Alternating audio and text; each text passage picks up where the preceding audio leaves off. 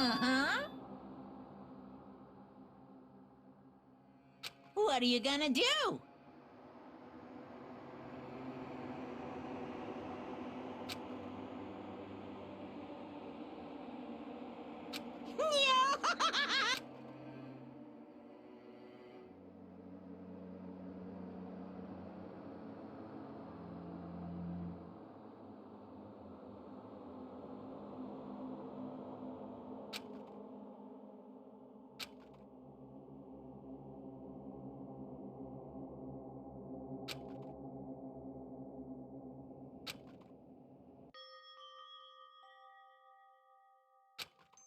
So,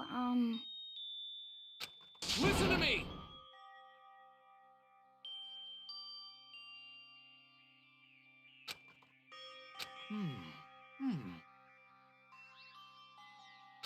Ha ha ha ha!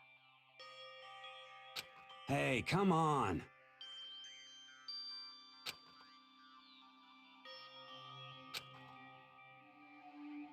I see.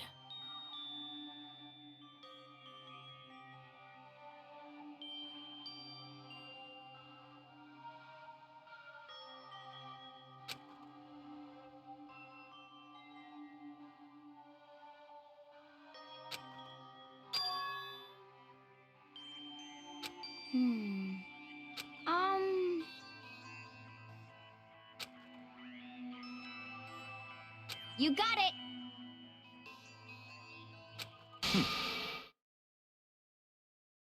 Huh?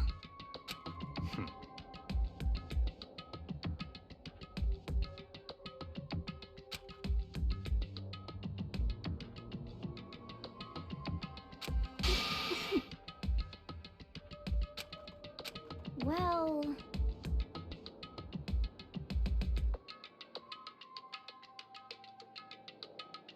Stop talking.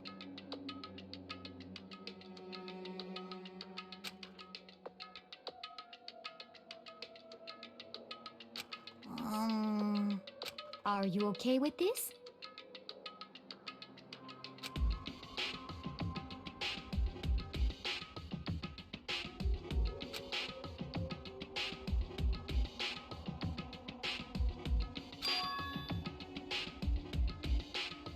Honestly.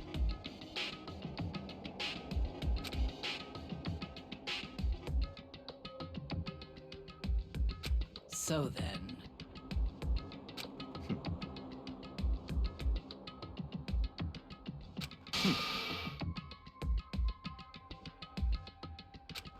No. What? I can't take it. Huh? It's because...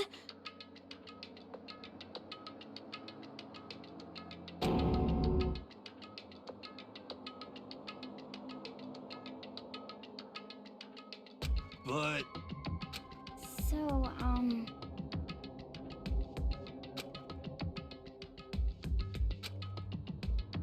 So it would seem.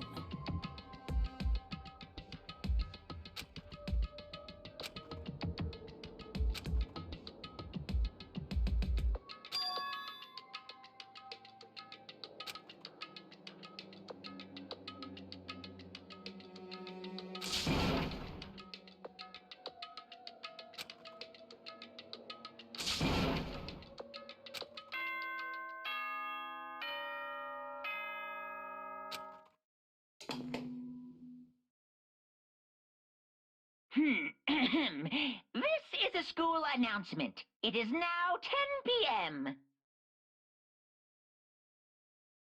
As such, it is officially nighttime. Soon the doors to the dining hall will be locked, and entry at that point is strictly prohibited. Oh, and one other thing. It was totally obvious before that you were trying to make yourselves feel better and justify what you did. See you, don't see you, see you. That's about how much I can see you, even when you try to hide. Now pay attention and remember this well. The burden of judging others is a heavy one to bear, so be well aware of your actions. Order and stability rely on the sacrifice and responsibility of everyone. Okay then, sweet dreams, everyone. Good night, sleep tight. Don't let the bed bugs bite.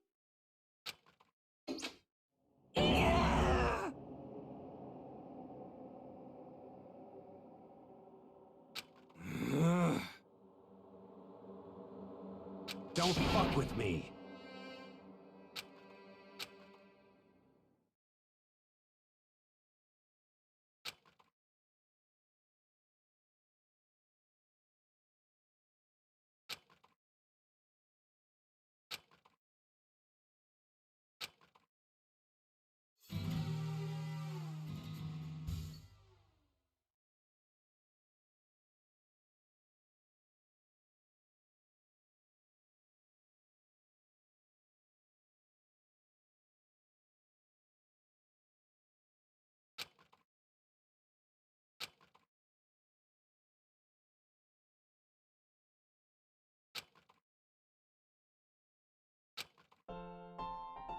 Okay, lift your arms up and down. 1, 2, 3, 4. 1, 2, 3, 4. Now reach way up and bend way down. Tighten those muscles. Let's add a little strength, a little speed to those young bodies of yours.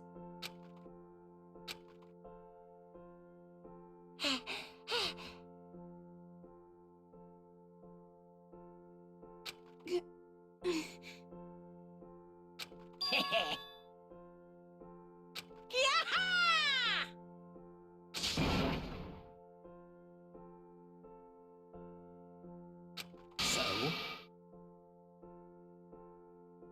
Hey!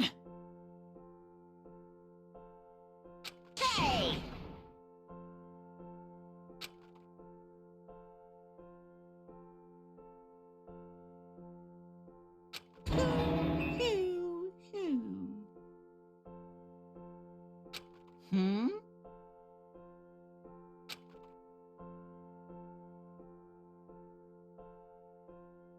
Hey,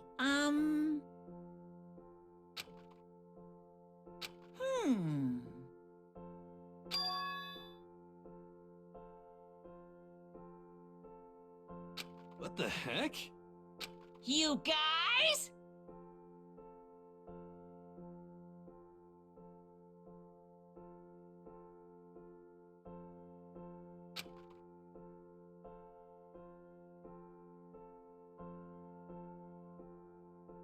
Very nice.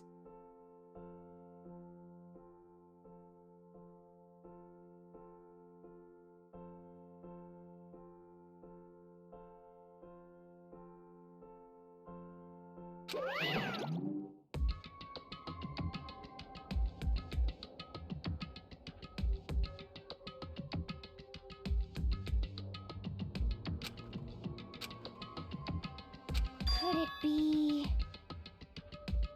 I wonder about that. Piece of shit! Hey, You hear me?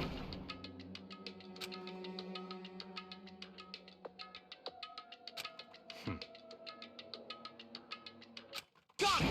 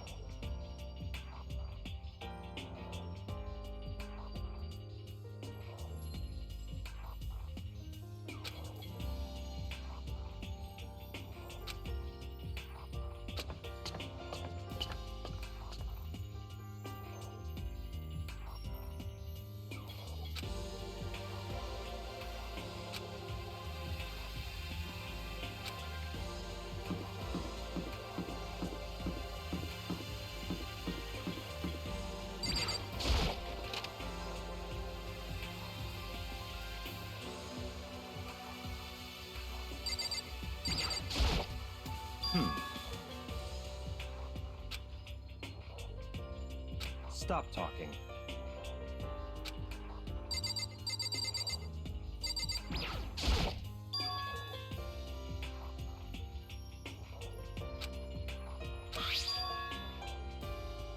Indeed.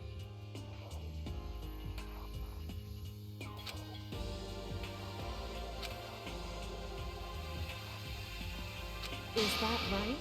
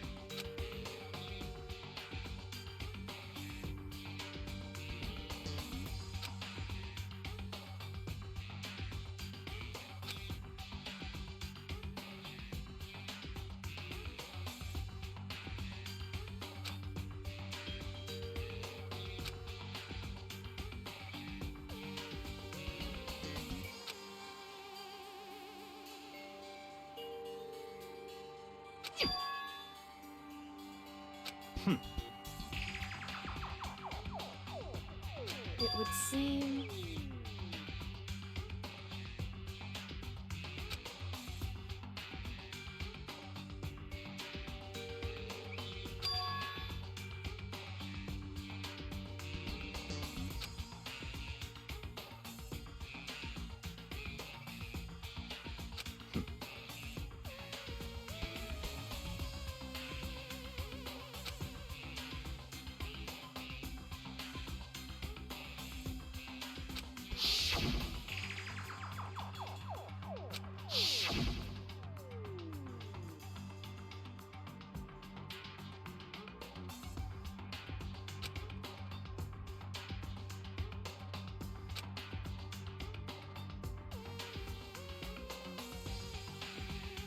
So in other words,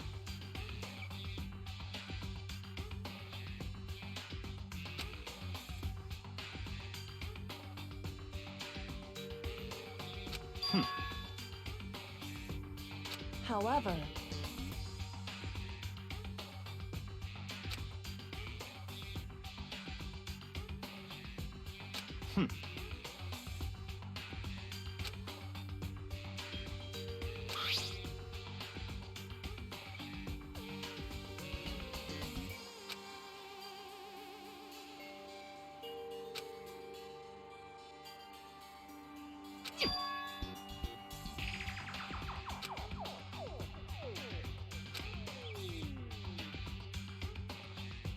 Now, if...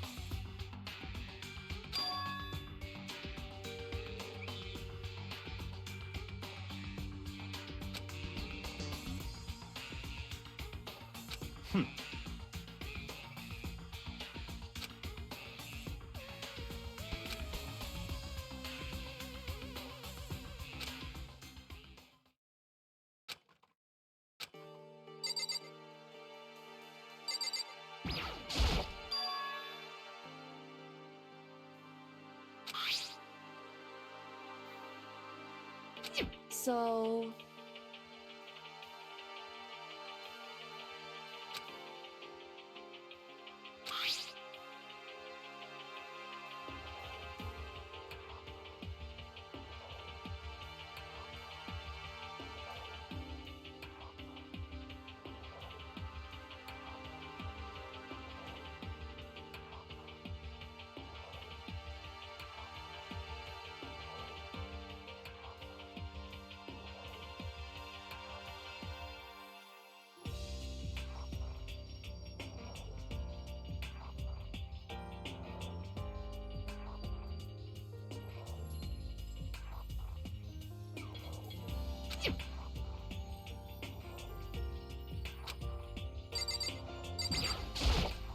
Whew.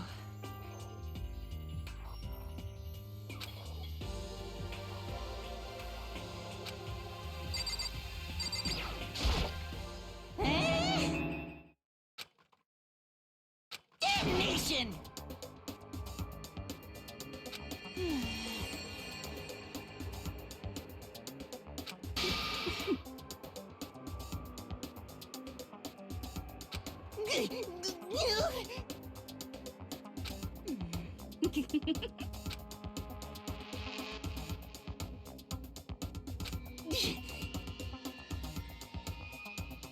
You know nothing!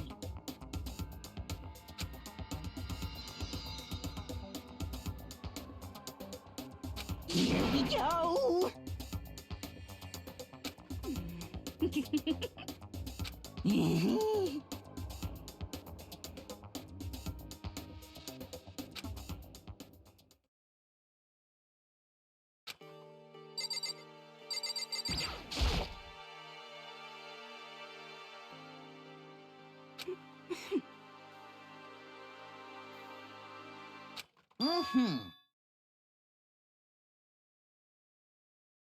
You know nothing!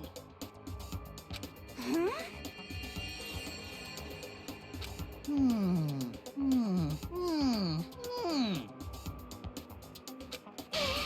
What the heck?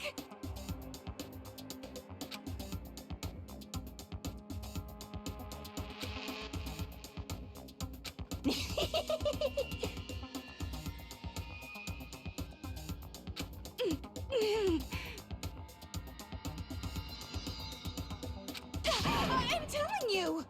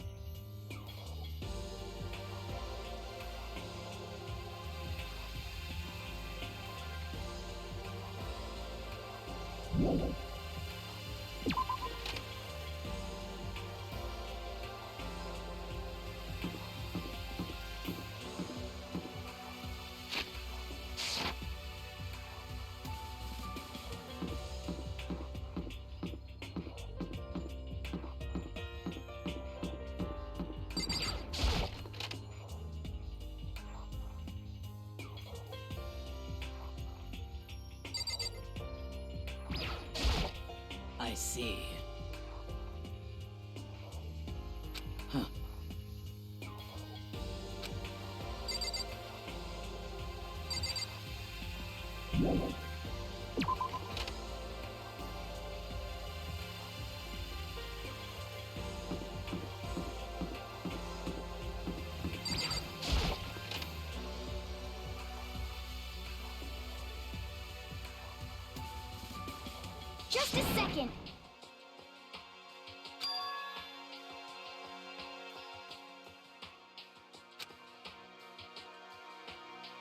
Okay.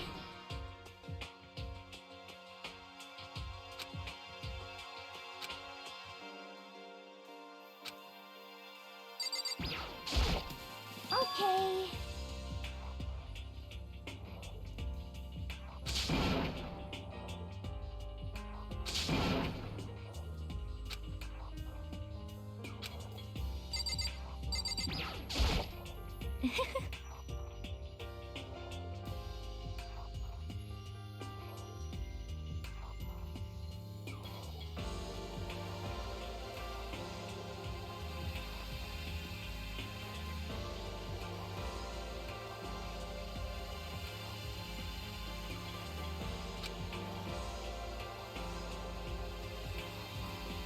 Do you understand?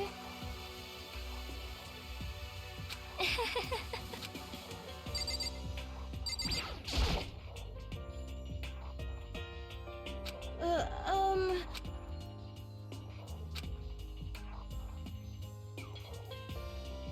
But...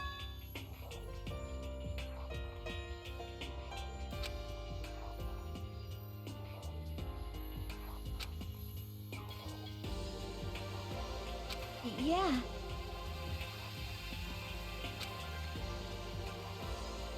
Um...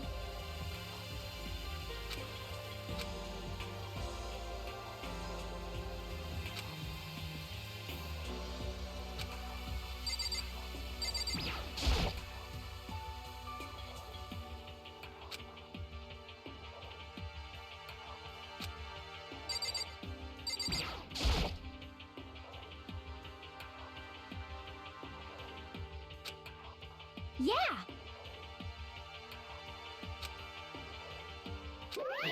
Of course!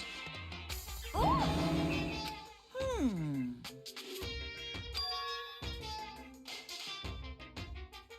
Uh-huh.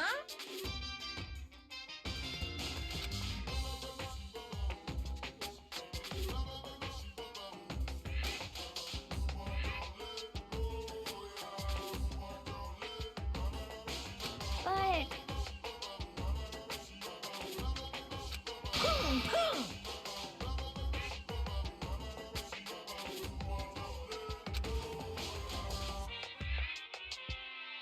Yoo-hoo! Just a second. Hmm.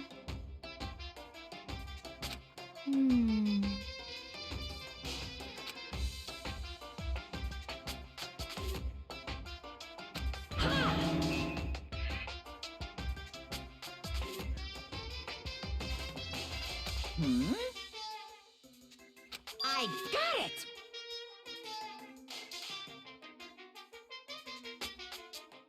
Heh.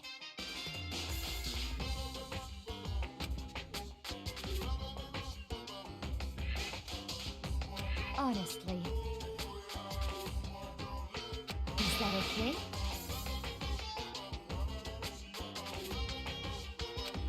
So, Of course!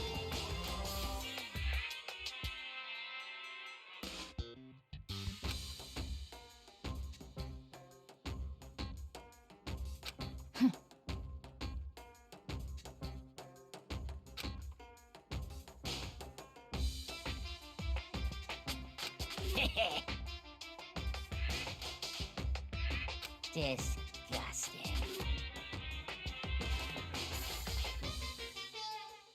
just the worst. See ya later! Ah. You got it! As for me... I'm sorry.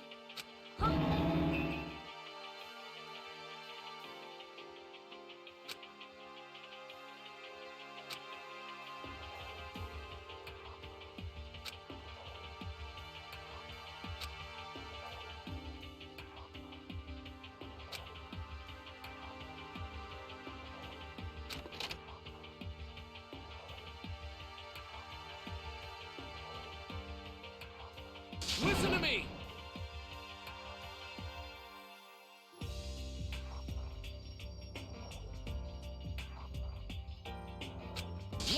indeed. Okay. Well,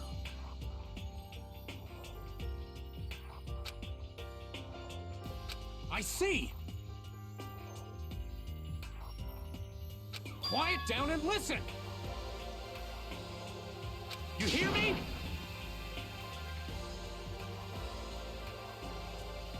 Ha ha ha ha! Are you okay with this? Yo.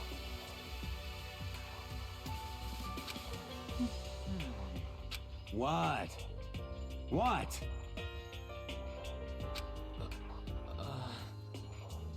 Hey, come on. What? Stop fucking around.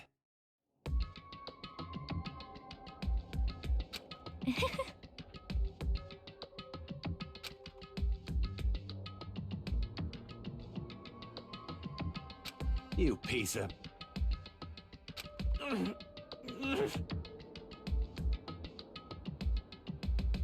So then, Yeah.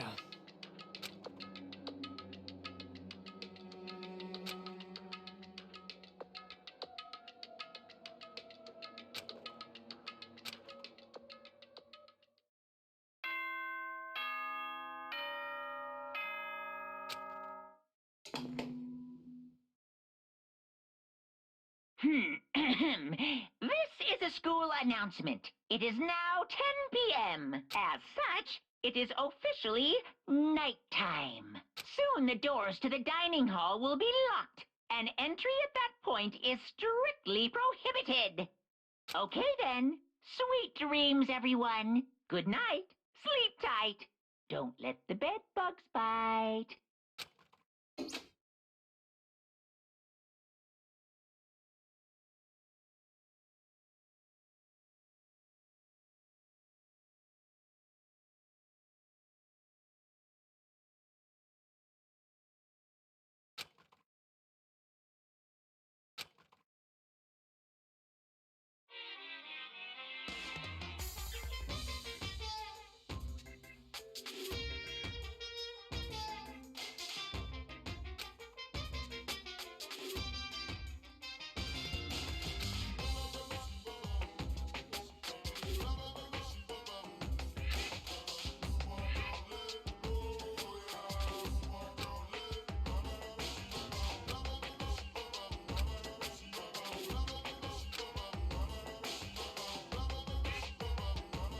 You see what I mean, right, Mr. Monokuma?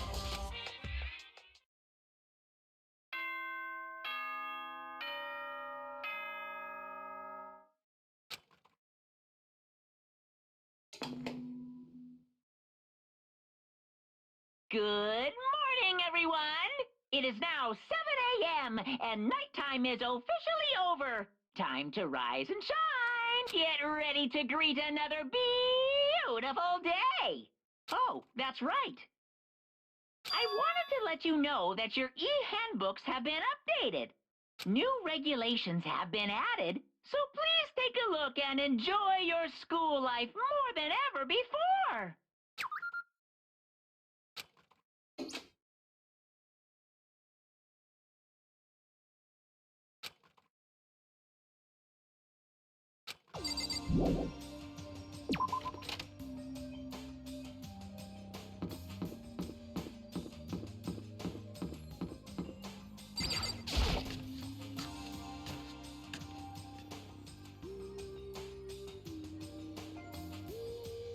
Hey, Makoto. Yo, yo, yo!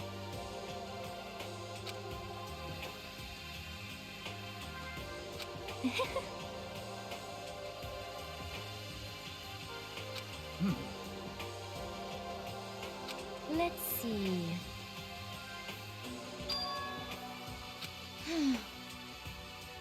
Hey, come on.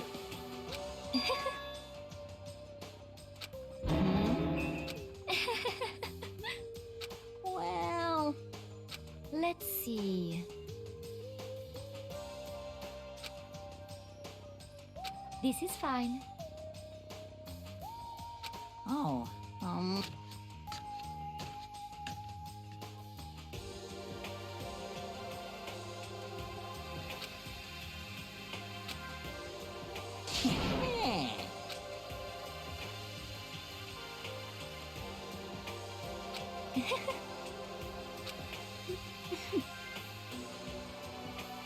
There's no way to think about this in a common sense kind of way.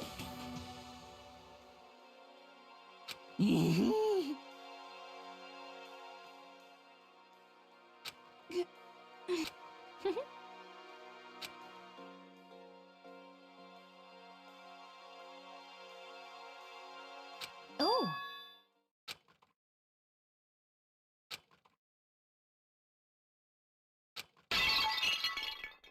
What?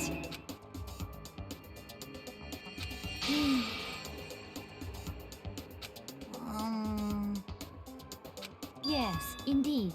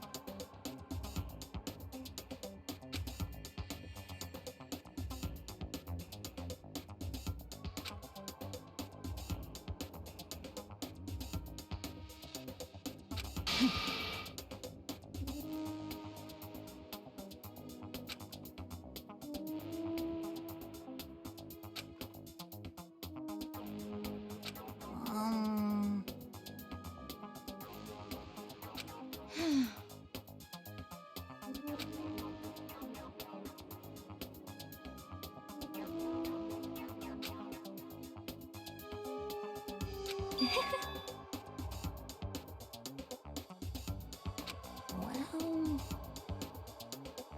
You little bitch! Say what? Yay! Huh? Shit.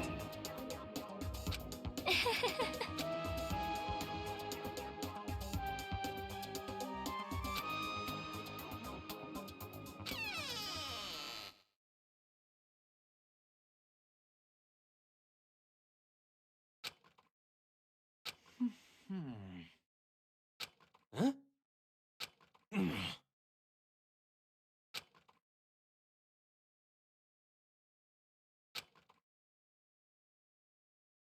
I think maybe...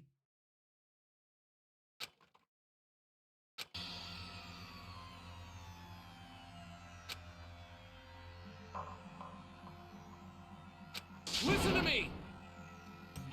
What's your problem?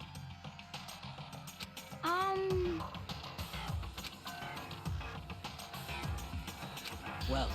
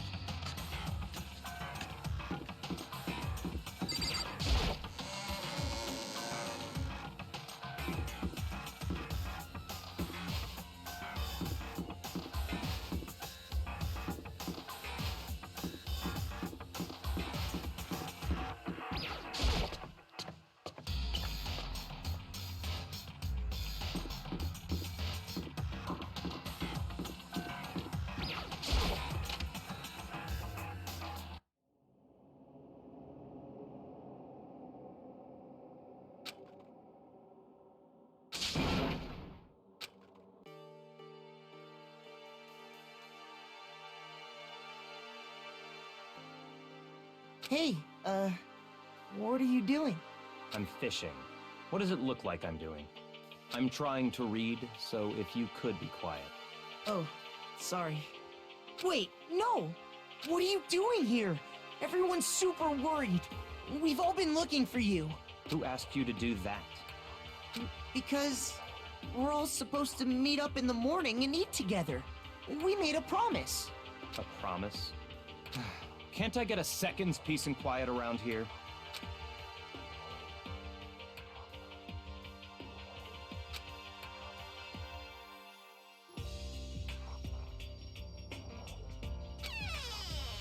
You!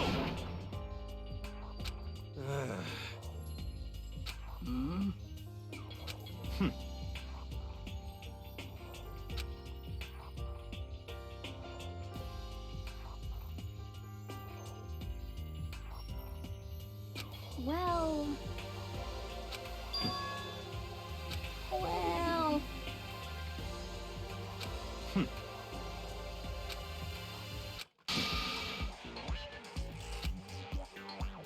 Naturally.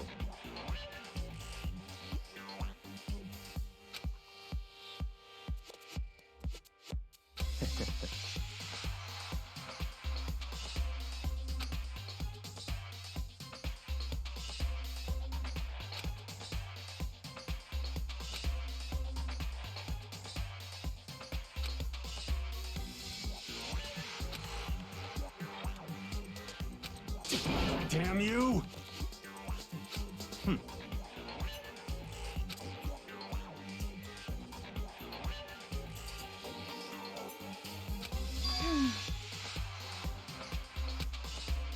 Are you okay with this?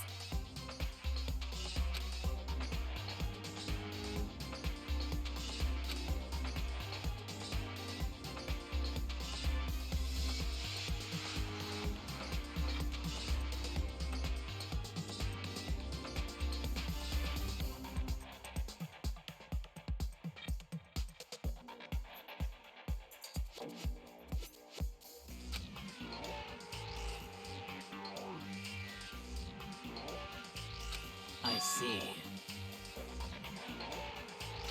Actually...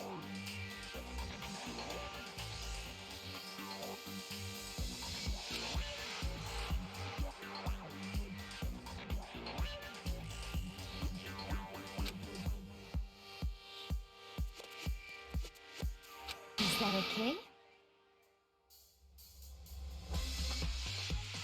So, in other words,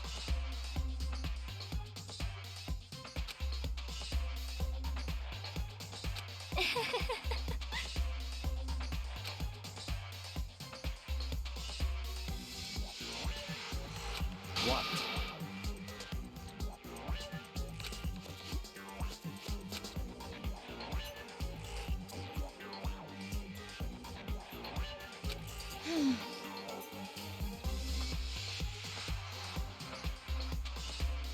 Naturally.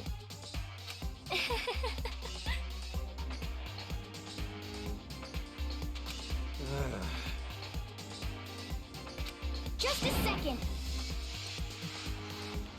Not possible. You son of a bitch! What?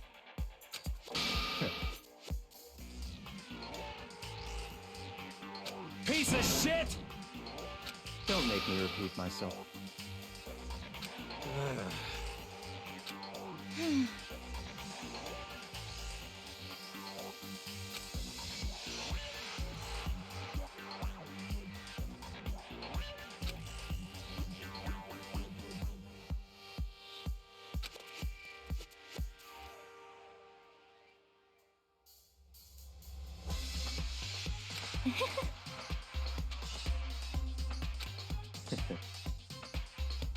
Isn't it wonderful?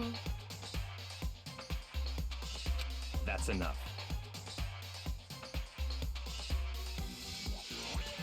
Oh!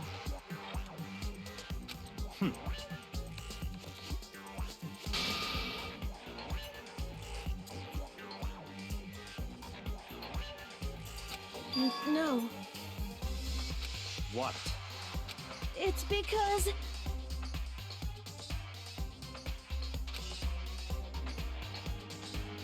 It's horrific!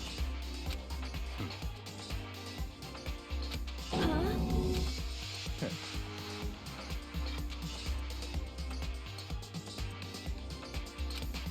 But... What?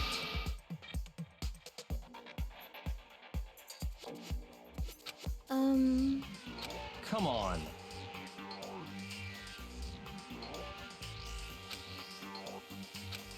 I'm sorry. Stop fucking around!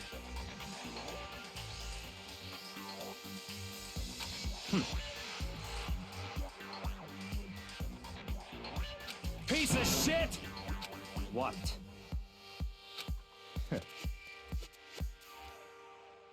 You son of a bitch!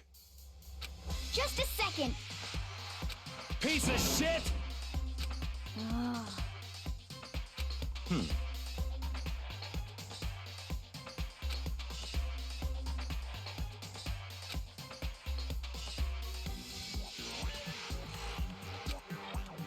Not possible.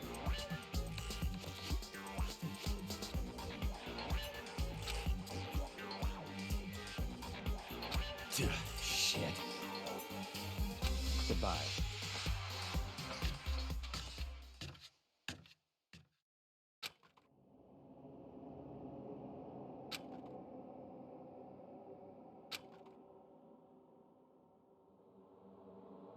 But... Don't fuck with me. Maybe.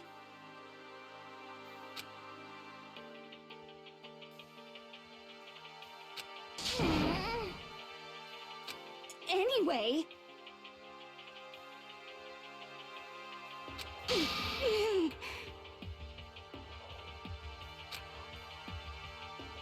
I'm telling you.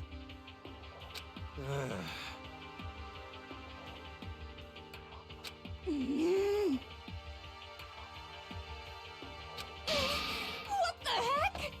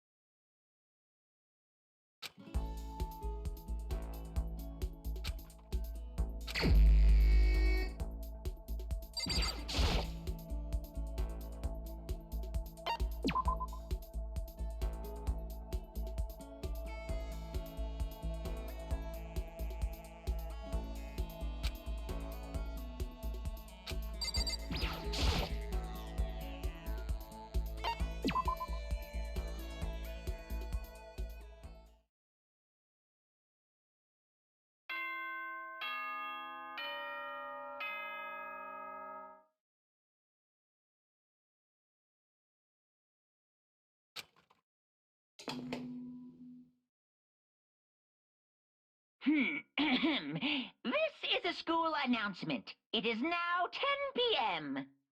As such, it is officially nighttime. Soon the doors to the dining hall will be locked, and entry at that point is strictly prohibited. Okay then. Sweet dreams, everyone. Good night. Sleep tight. Don't let the bed bugs bite.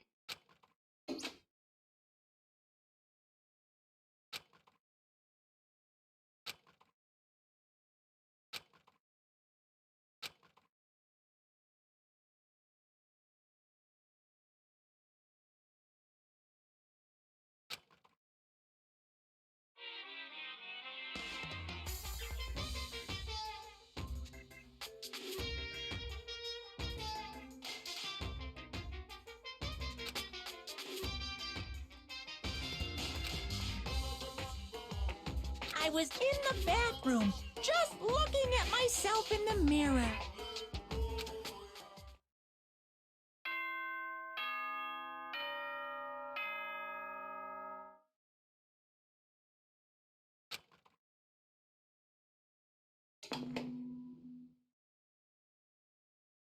Good morning, everyone! It is now 7 a.m., and nighttime is officially over. Time to rise and shine! Get ready to greet another beautiful day!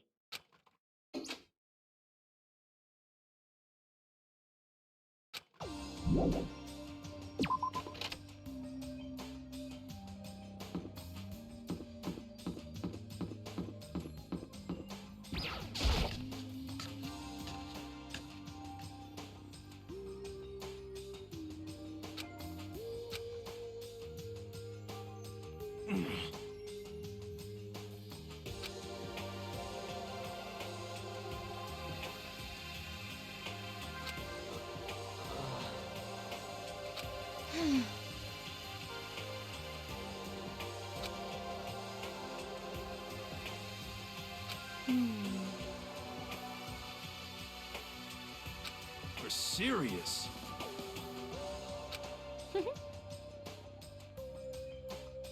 You hear me? Shit.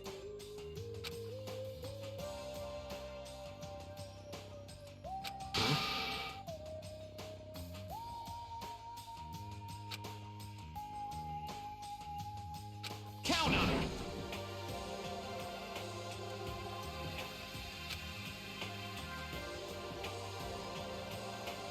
What?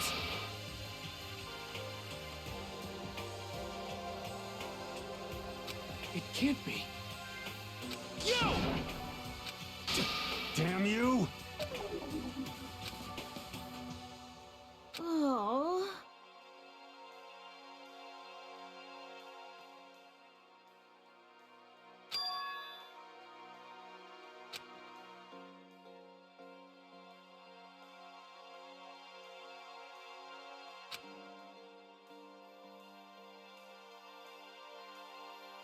Oh. Ah. What? What? Hey, come on.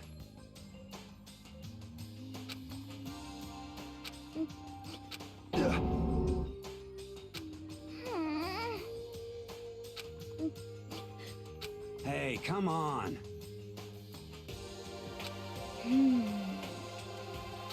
Huh? What? What? Huh? Yeah, that's right.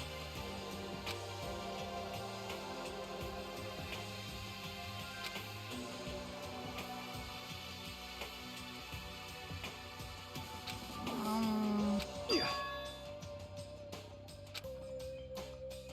That's true. Yo.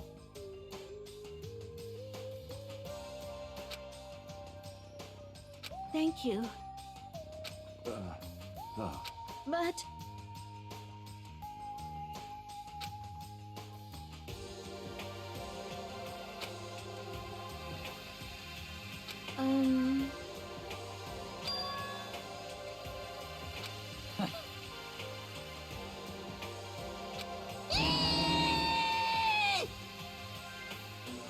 Just a second. You know? I see. Thank you.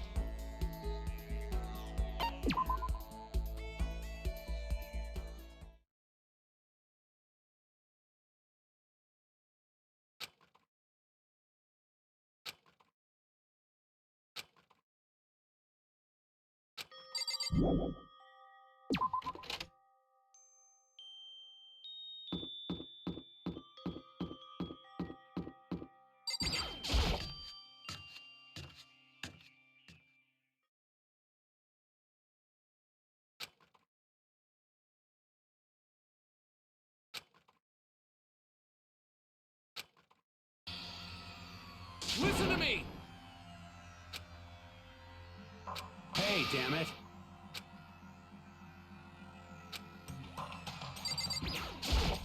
Hey, damn it.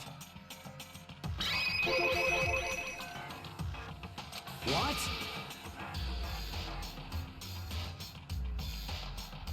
You're corrupt! Yo! Huh?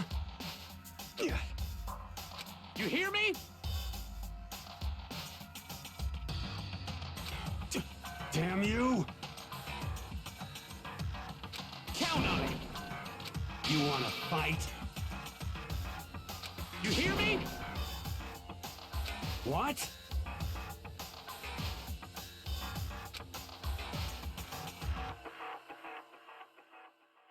Hey.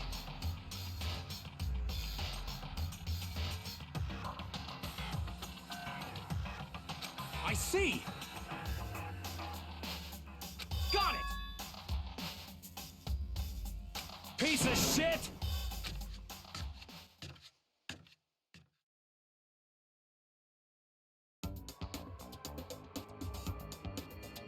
Stop fucking around! You! You wanna throw down?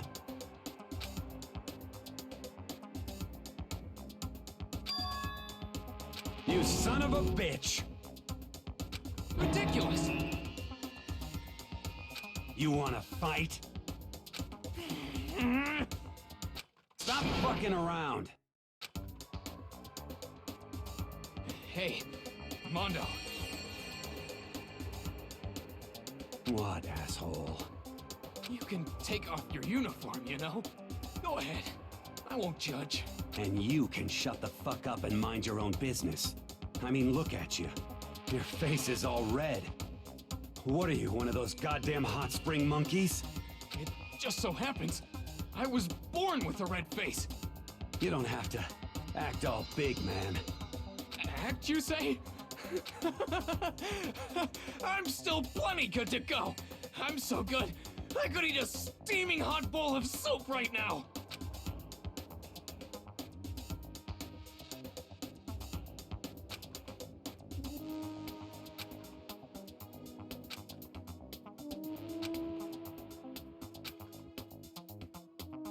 Don't you think it's about time you gave up? What about you? You can't even hardly talk. Dumbass. Say whatever you want. I'm still totally good to go. In fact, I'm starting to feel kind of cold. That's probably not good.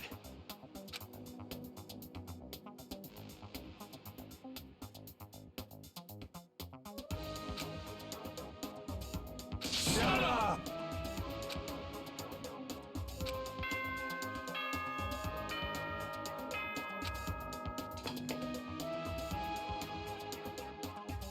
This is a school announcement. It is now 10 p.m. As such, it is officially nighttime.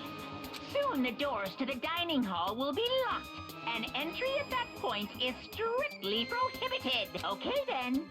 Sweet dreams, everyone. Good night. Sleep tight. Don't let the bed bugs bite.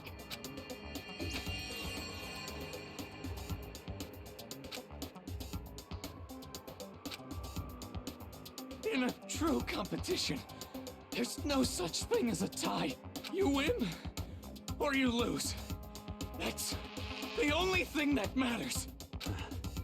Listen to you, you son of a bitch. Then bring it on. I'll push you right up to the gates of hell.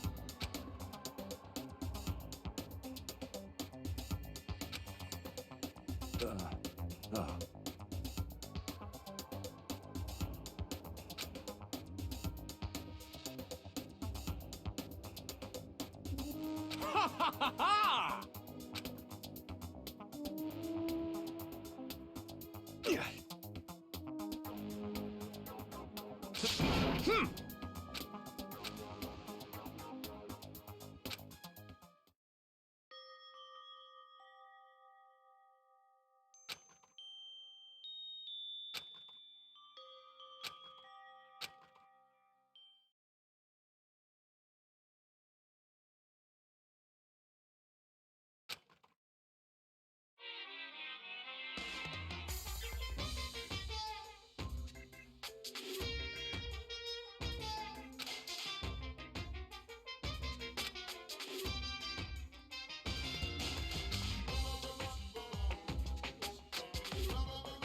That's why I'm still alive! Because I don't know! That's why I desperately cling to life!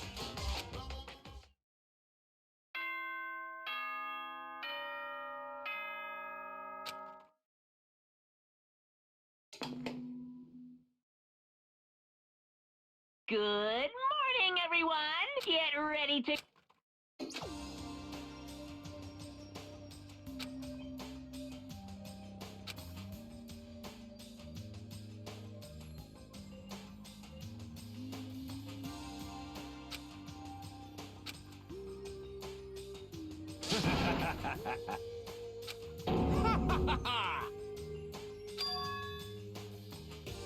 Yo!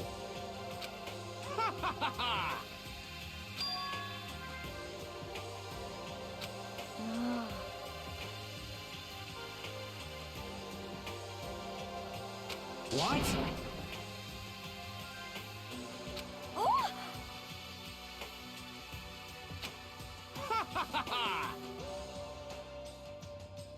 You hear me? Ain't that right? Without a doubt.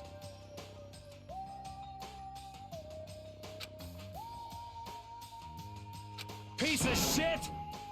Got it!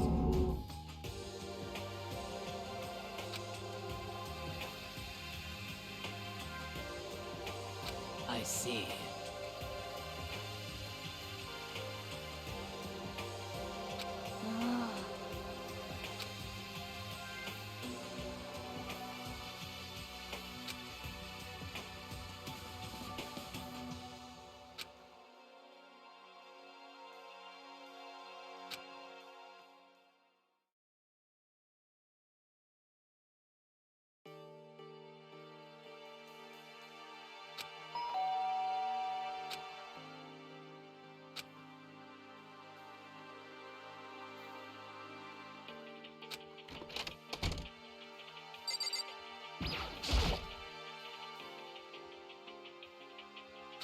What's your problem?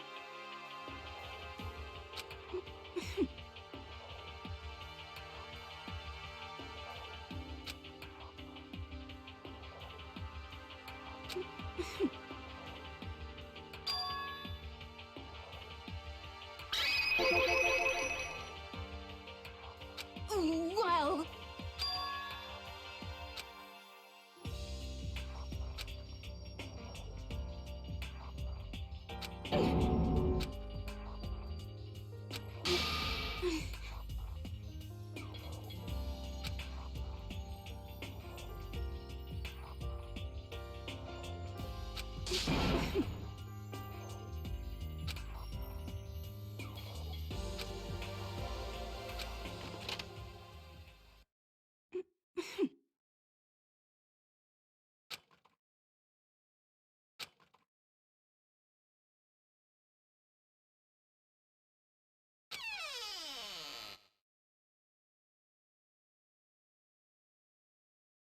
He's here.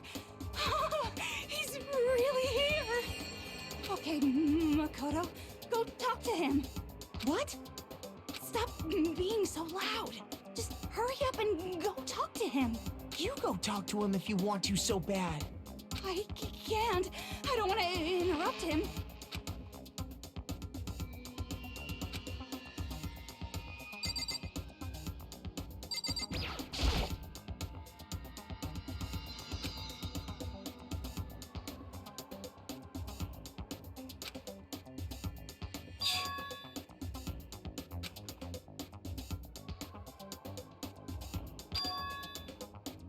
Naturally.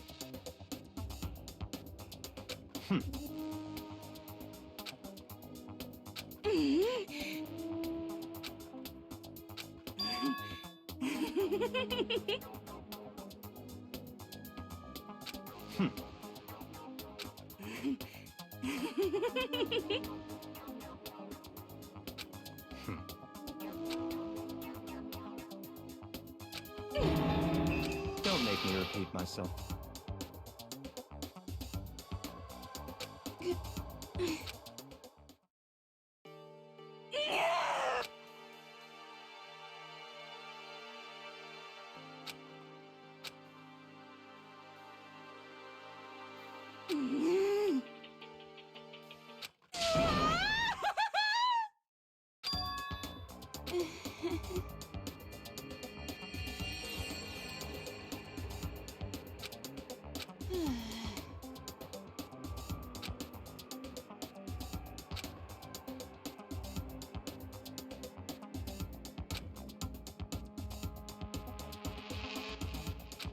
Maybe.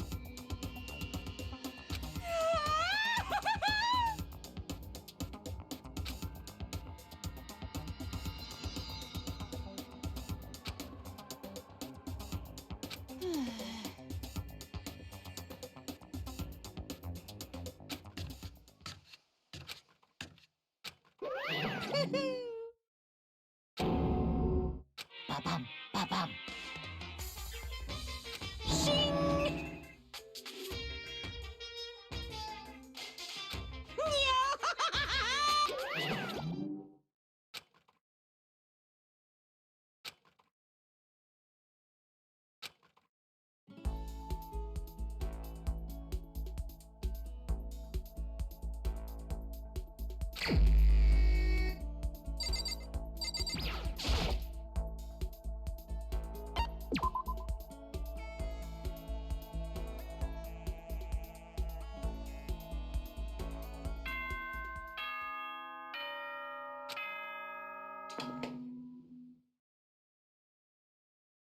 Ahem.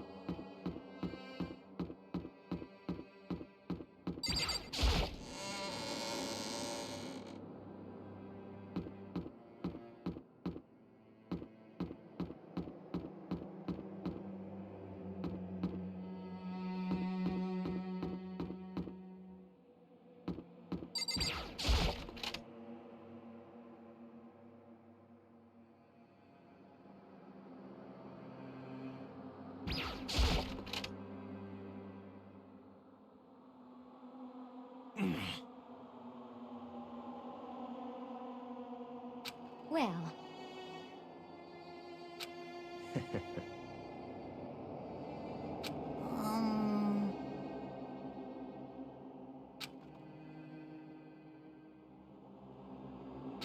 What the heck?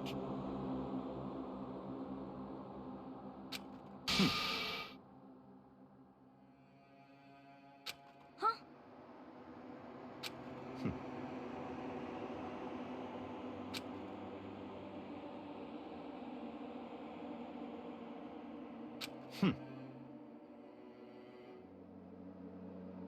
What is this?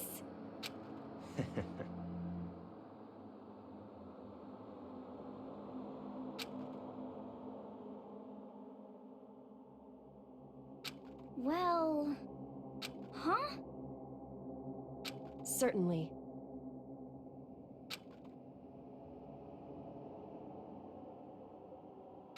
What? Hmm.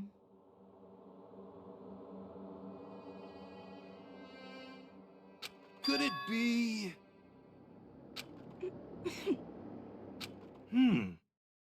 It's not like some occult mystery.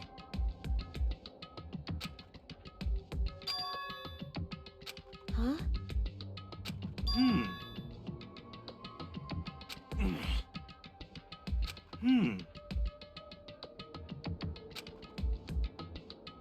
Could it be...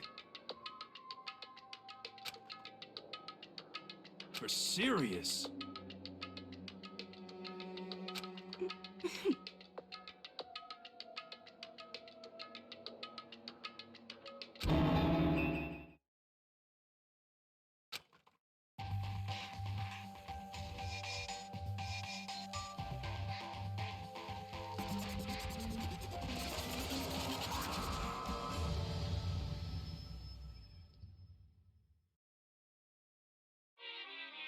Whew.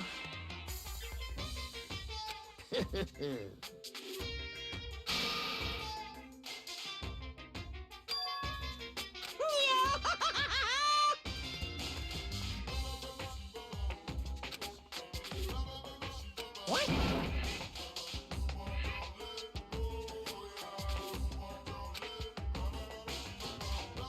And?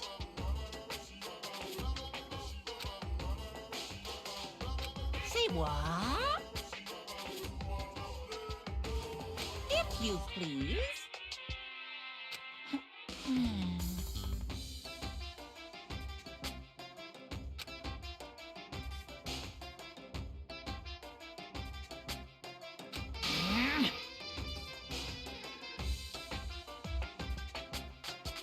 Yep. Today, I'm feeling black. Hey,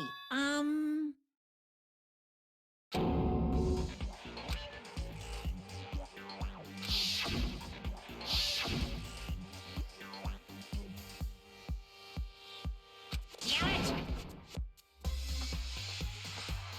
You hear me? Got it!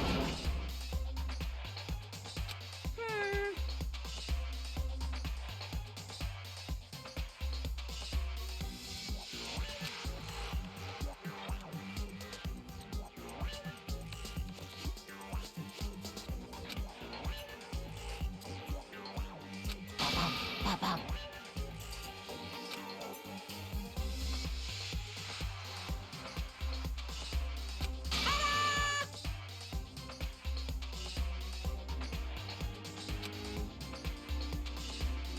And those embarrassing memories and secrets are all contained in the envelopes I have right here. I'm going to hand them out now, so take a second to take a peek.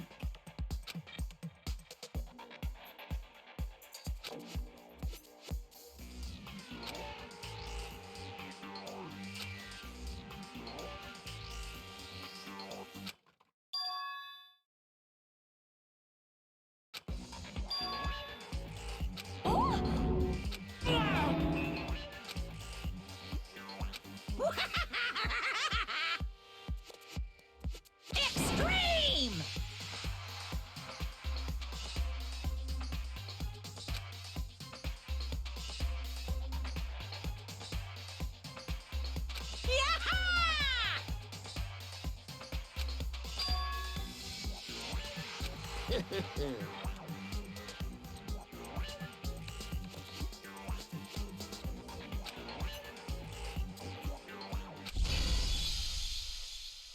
What? Count on it! This is kind of depressing.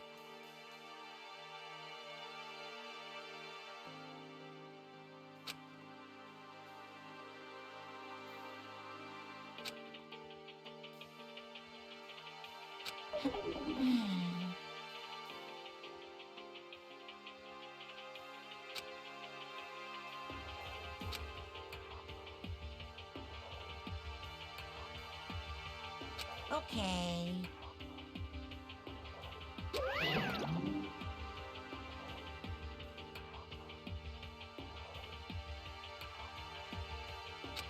So,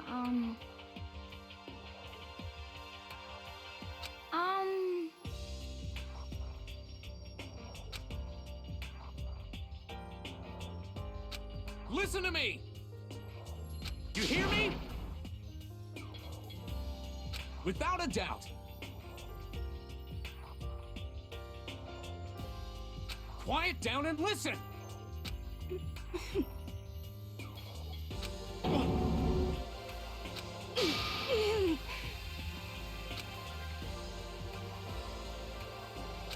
As for me, Oh?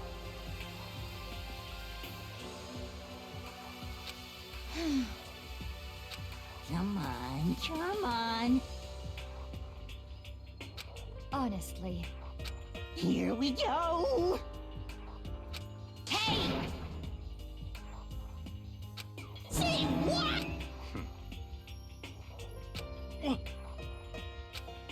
I'm sorry. But...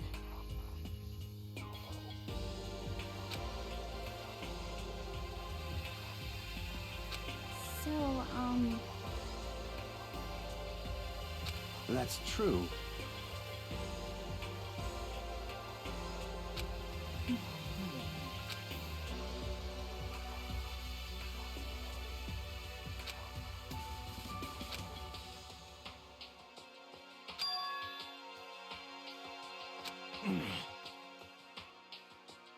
You hear me?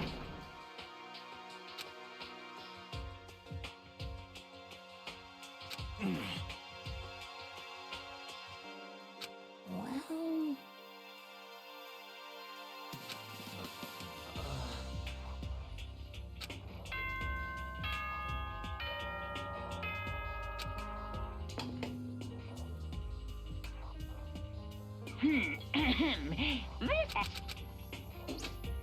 Hmm.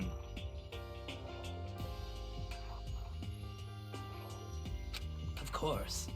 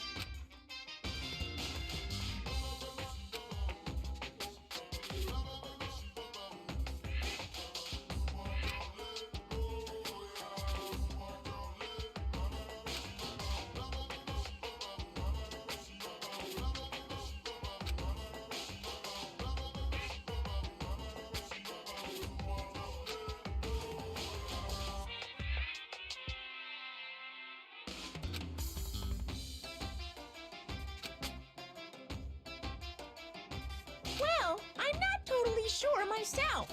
Maybe you should try reading between the lines.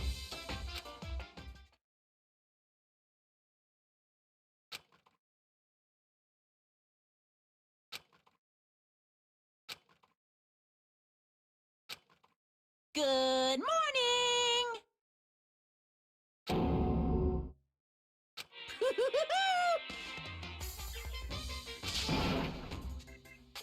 Yep.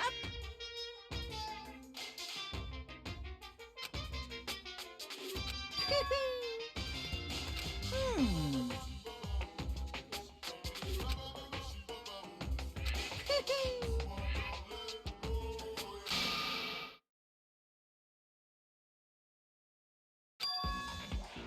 Say what?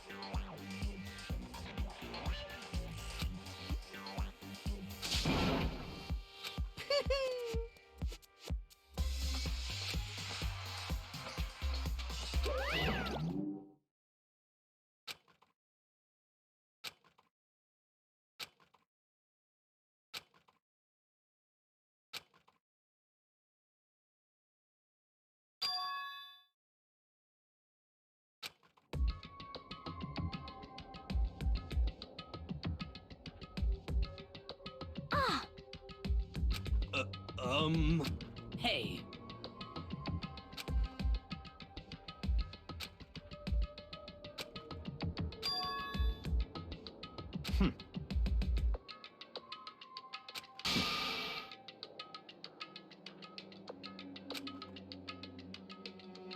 perhaps.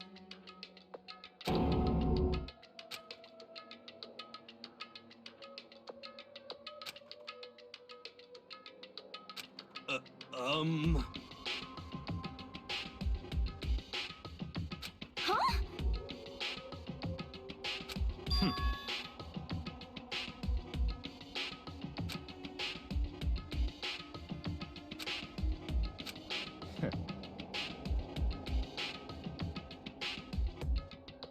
What the heck? Naturally.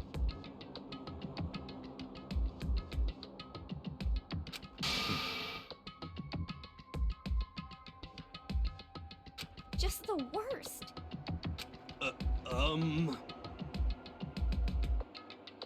Wait. That's fine.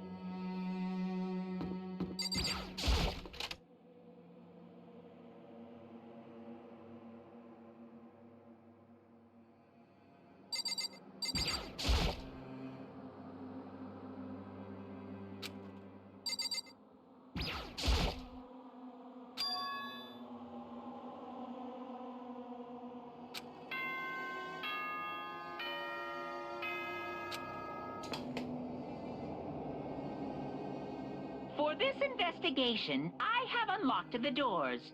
Please look around to your heart's content.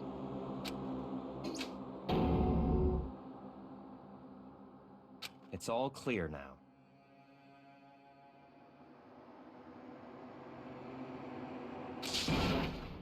I see.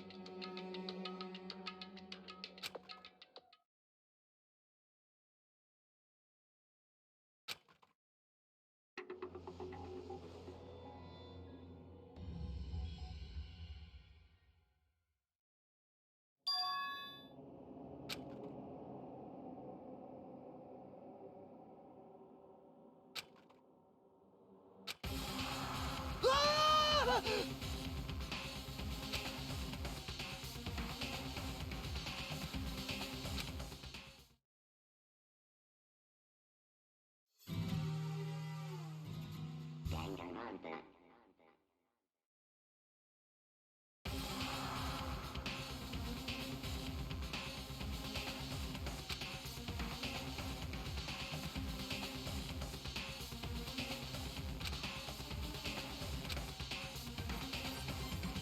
Very strange.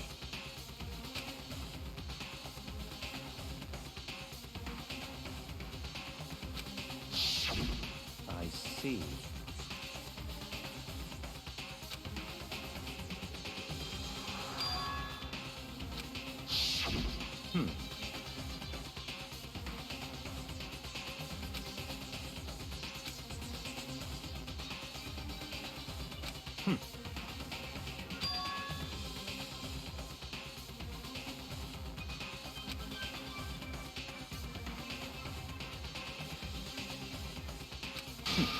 Interesting.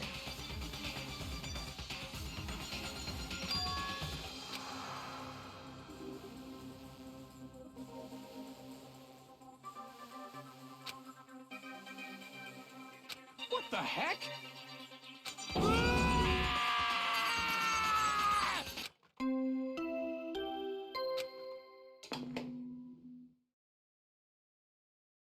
A body has been discovered.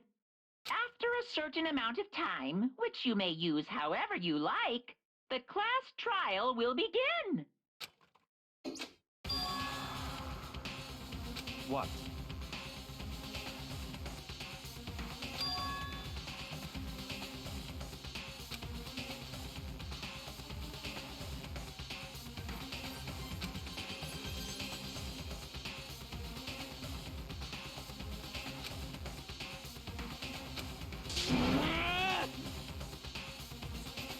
Naturally.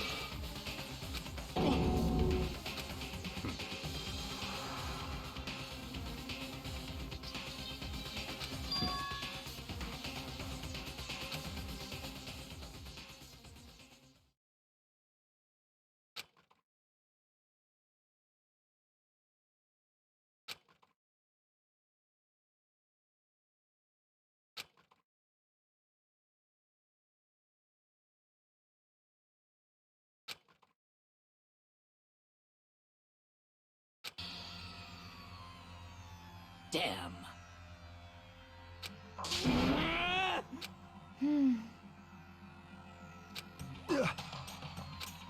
What the?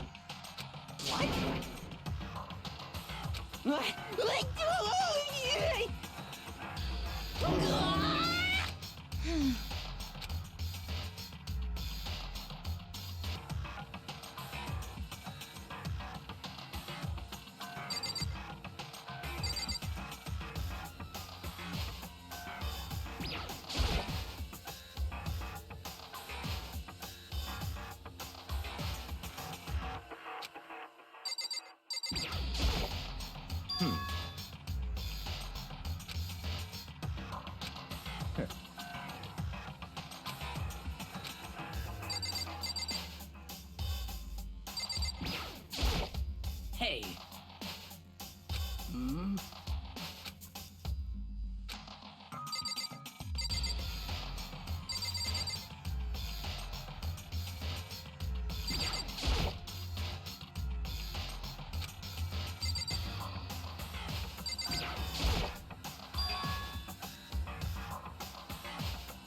So...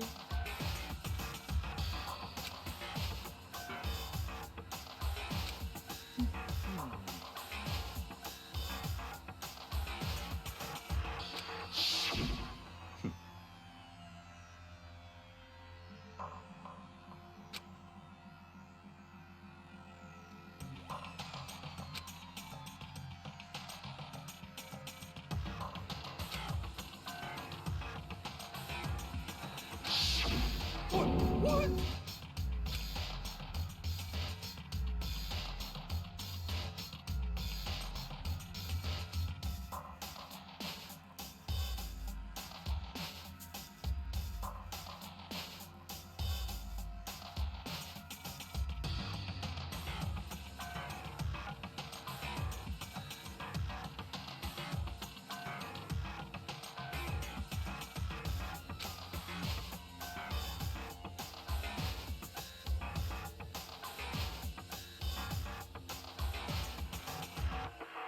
What is this?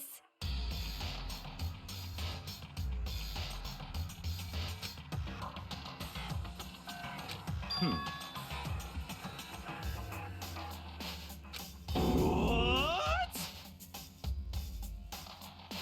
No way!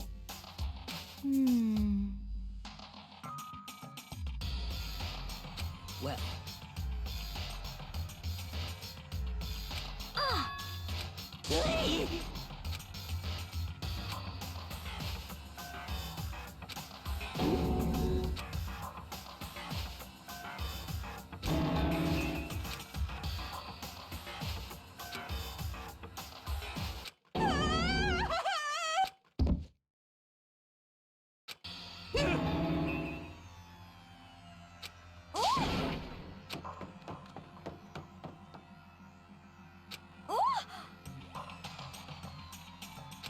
Oh,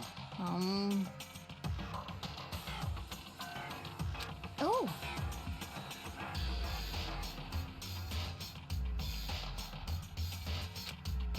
Um...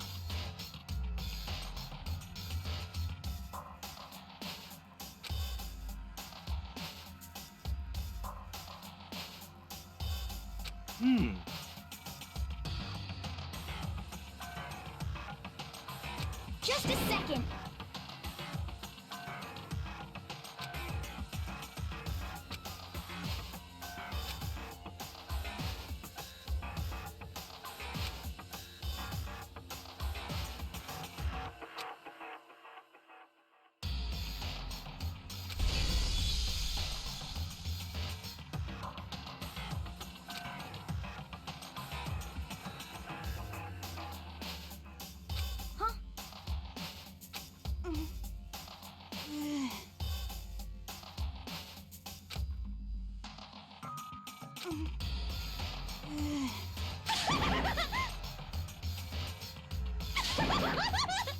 What the heck?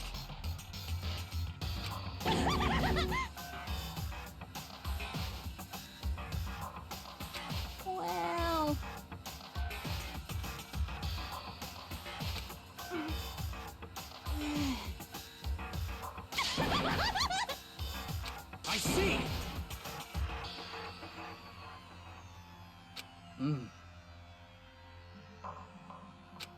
So, Mm-hmm.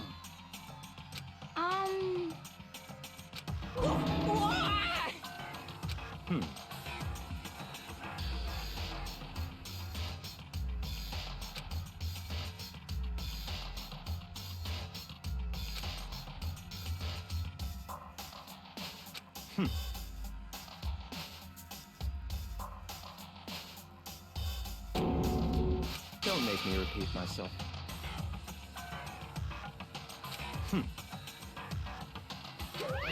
Of course!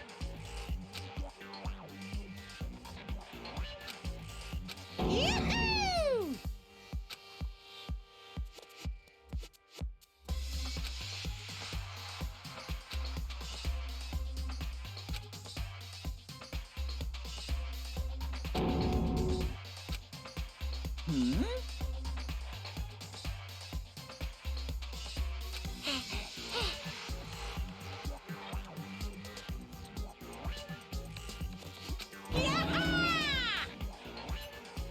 Stop talking.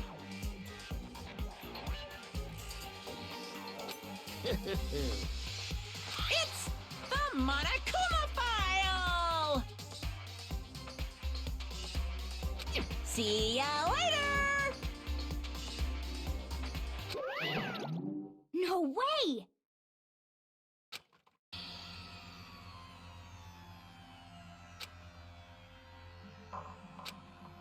Why? Oh, help me! Hey! Such ignorance.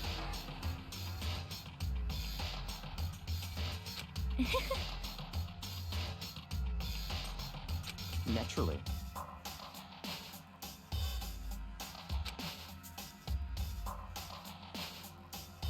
What? Such ignorance.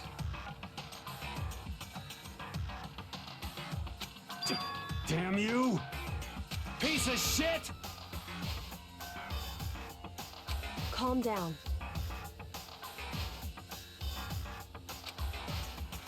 Because...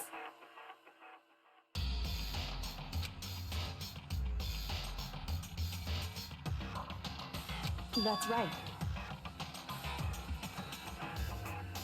What? Hey! Hey!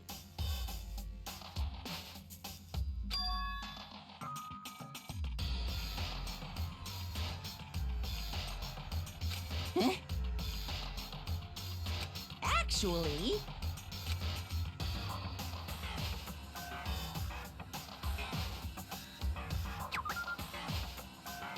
So then... Hey,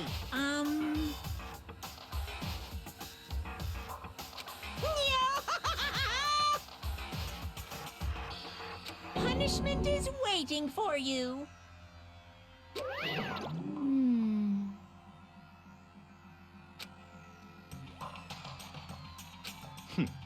Interesting.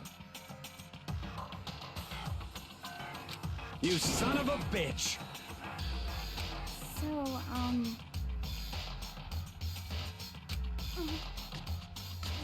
there is nothing to be done.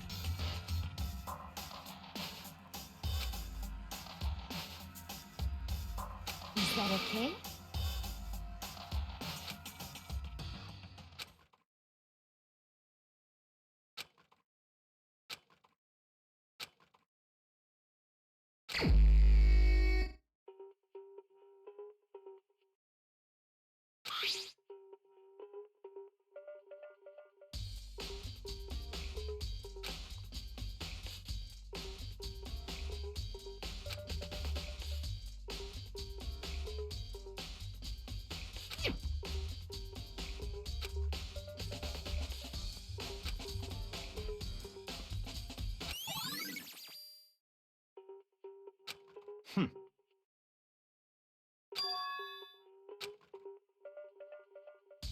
Naturally.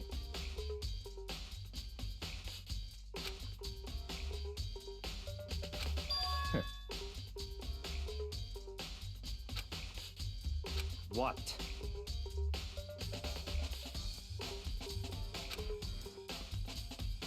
Stop talking.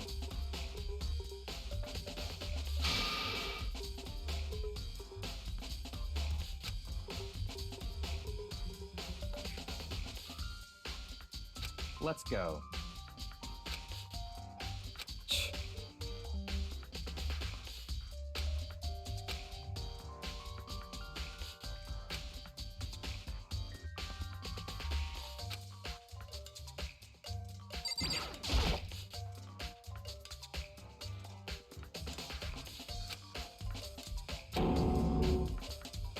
Very strange.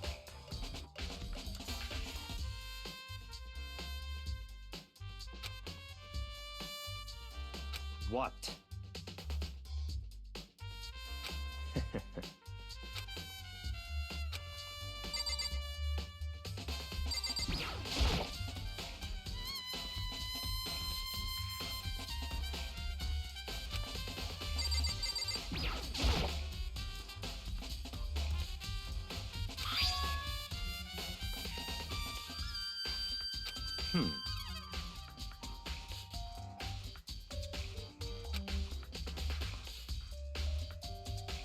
That's right.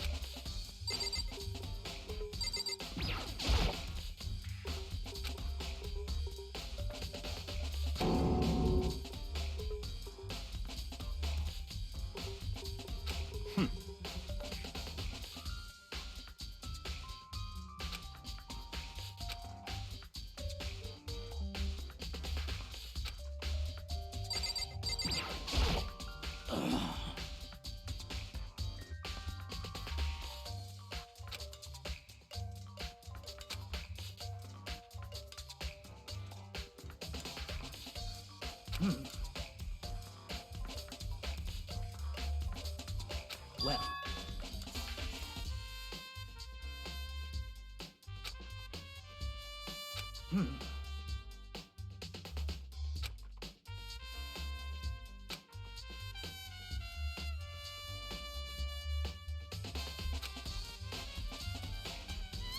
Perhaps.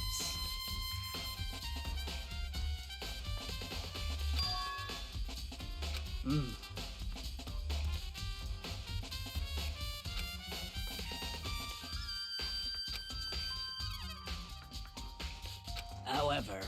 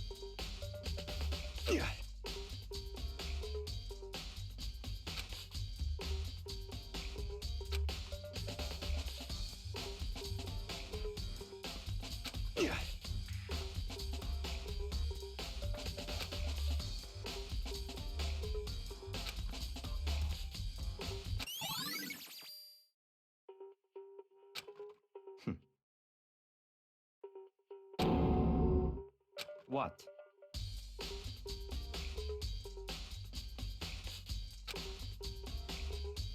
Let's go.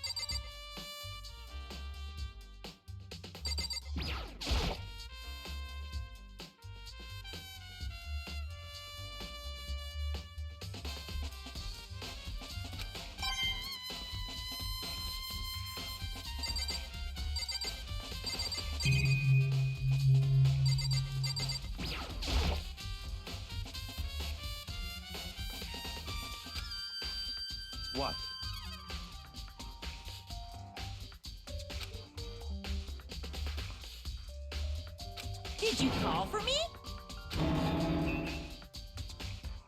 That's right.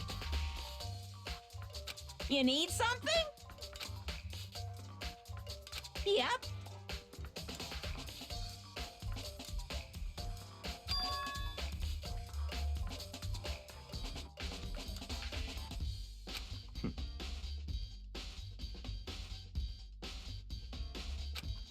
Unbelievable.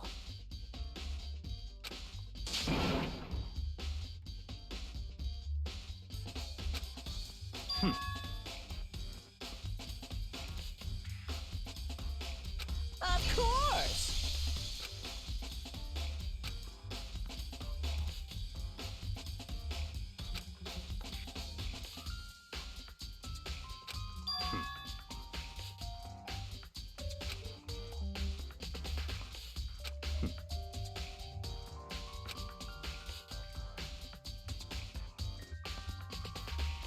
So, in other words,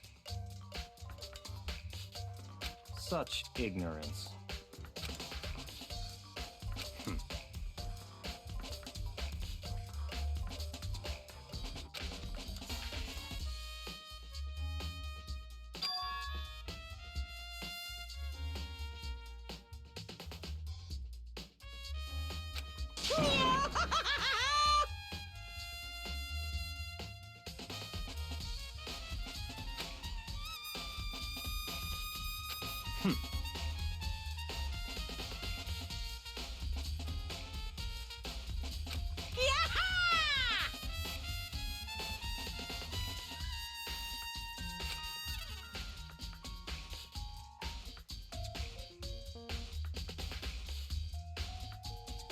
Yep.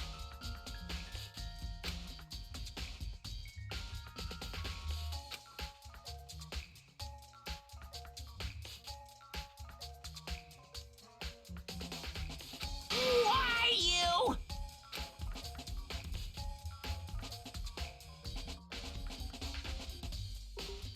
Unbelievable.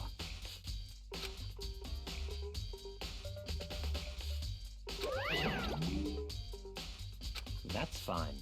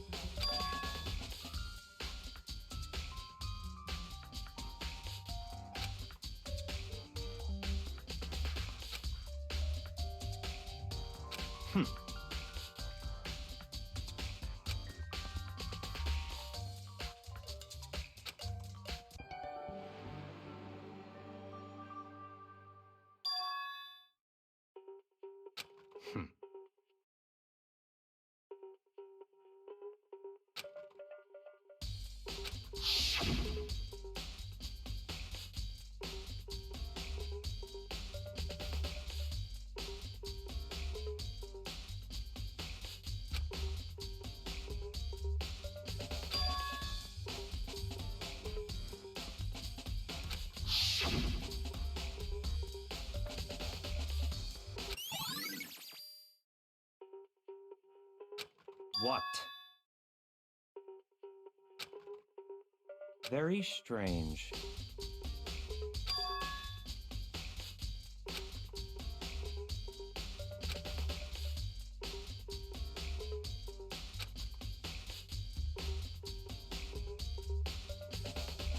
I see.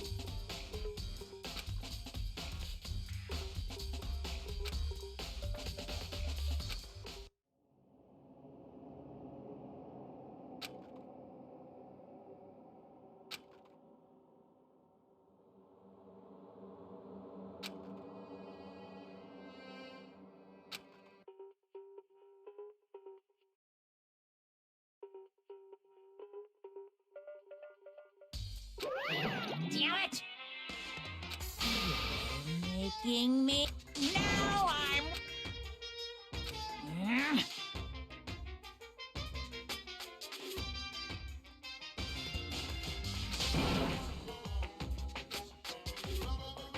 That's impossible!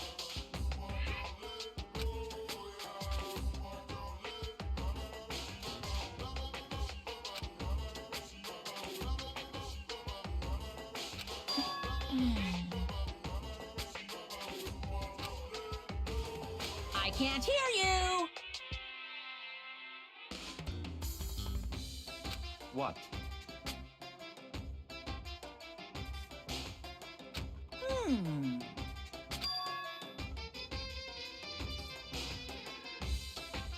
What?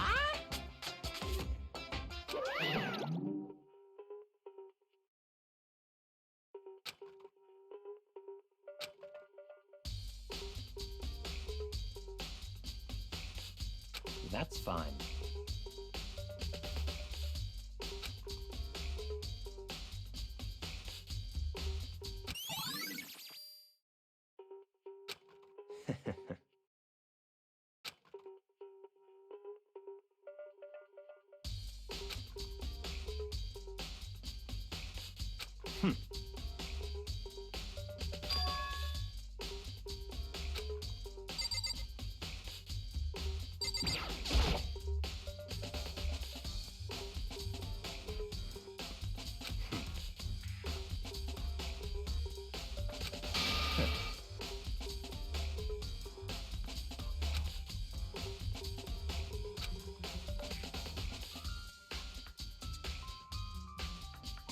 Don't make me repeat myself.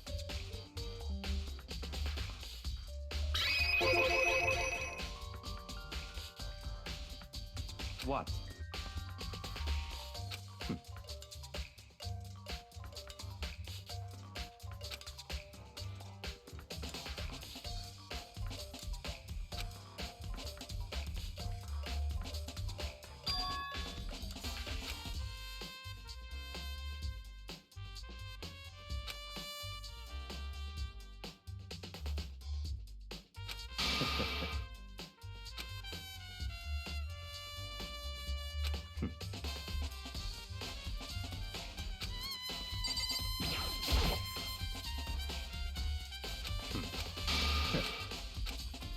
Don't make me repeat.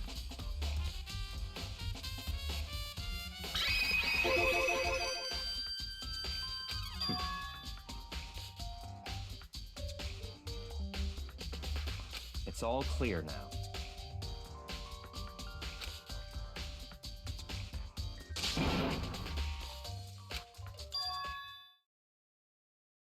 I don't have time to play with you. 'Cause, I mean...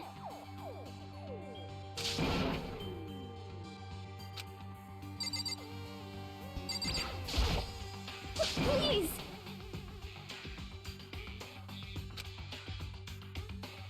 Cause, I mean...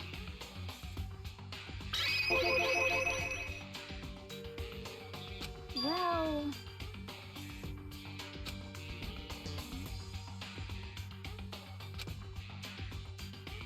Very strange.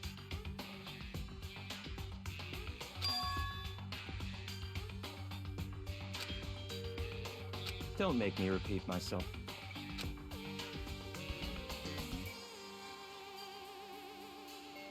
Yeah! Let's go.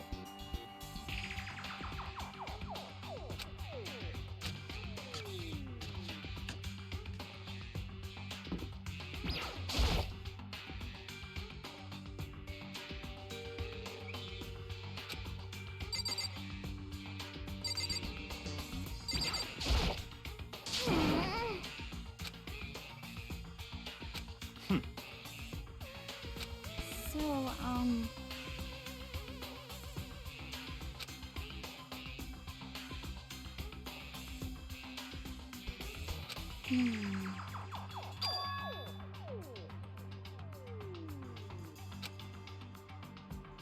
That's fine.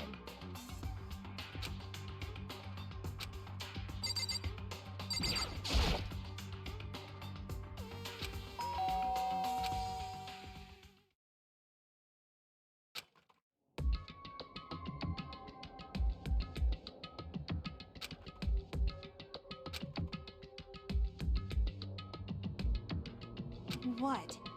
Oh, nothing. It's just that, Hina was really worried about you, holding yourself up in your room. Leave me alone. Yeah, sure thing.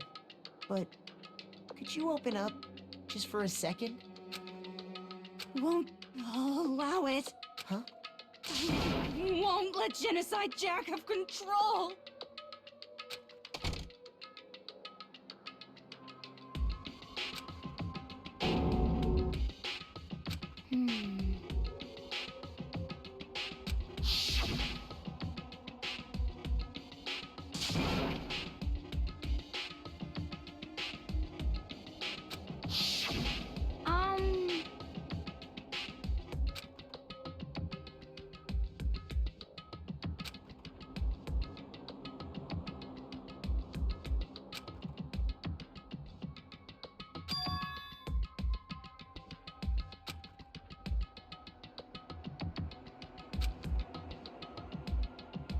But...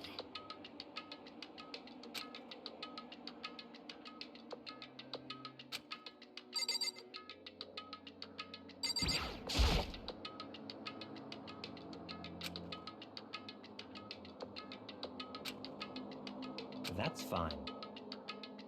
Huh?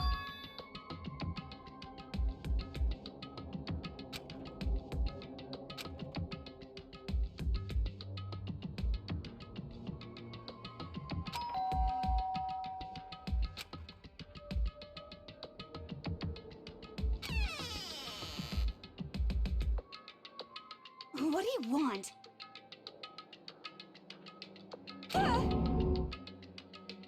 It's Byakuya.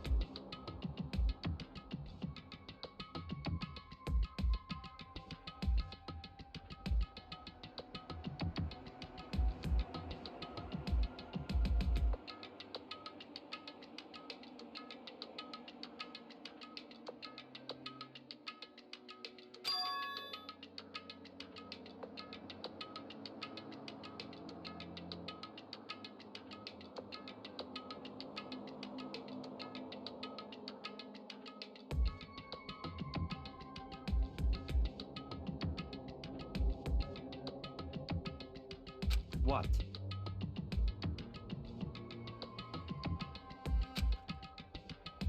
Stop talking.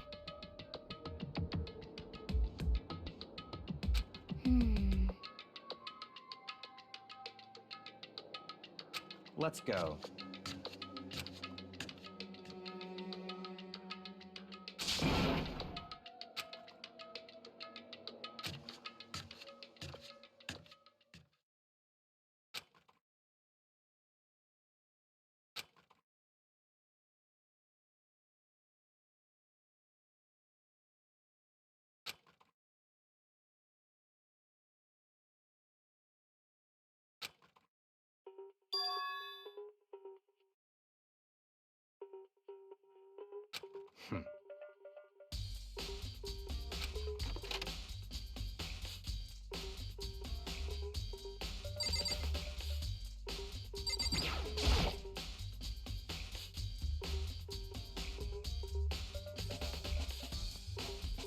Don't make me repeat myself.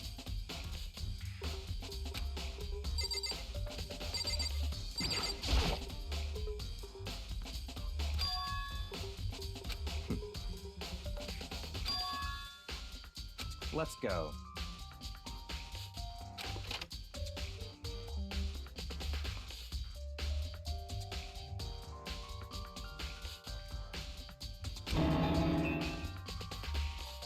So, in other words,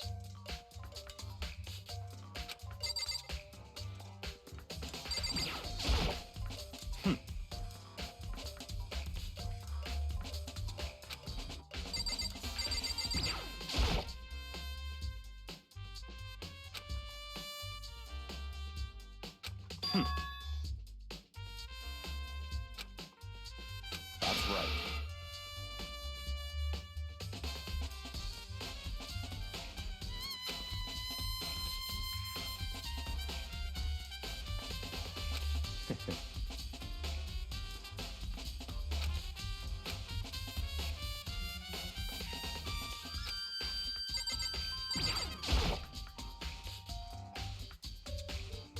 That's enough.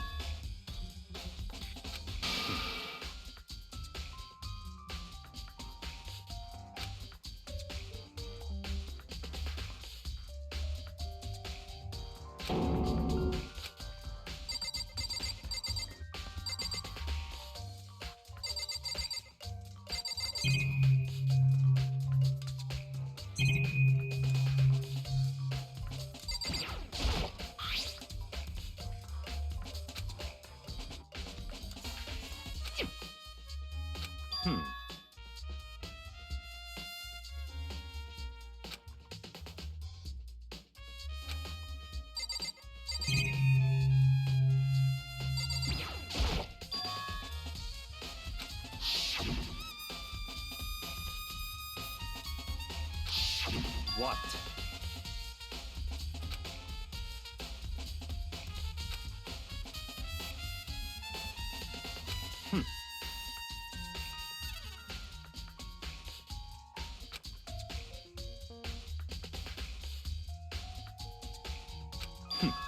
Interesting.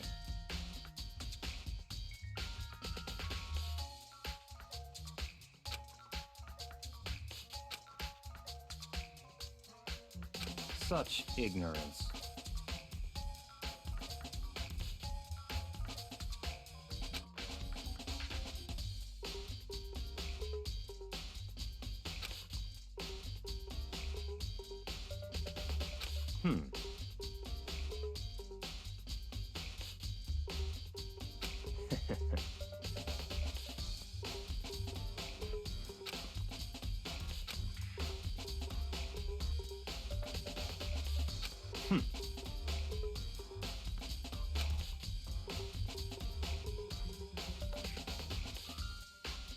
What?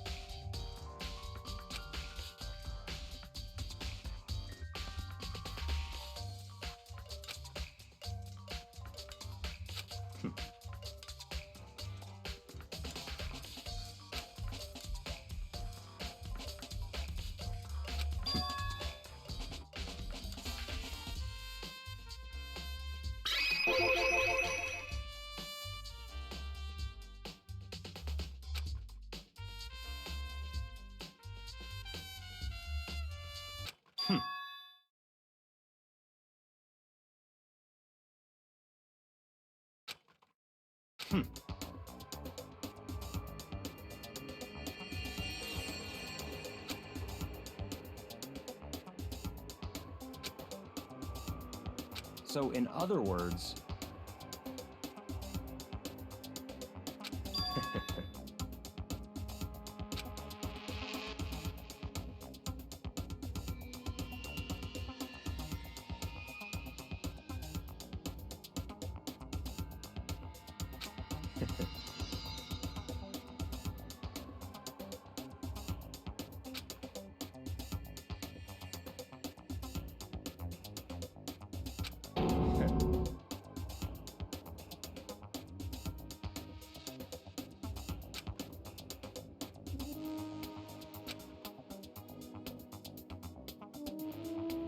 Hmm.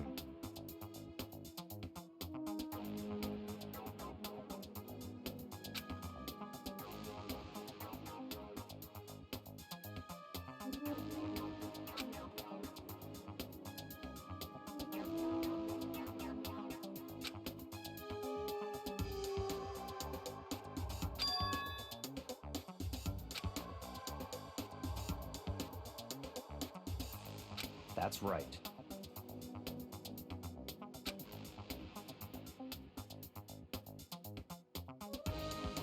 Hmm.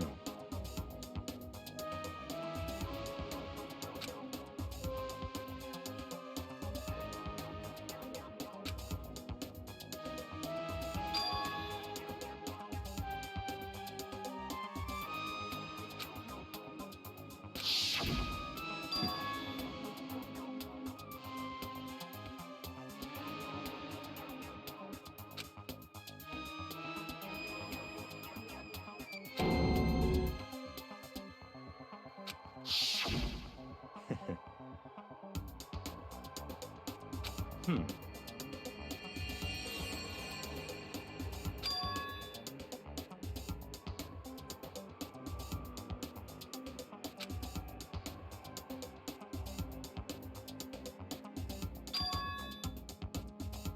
Hmm.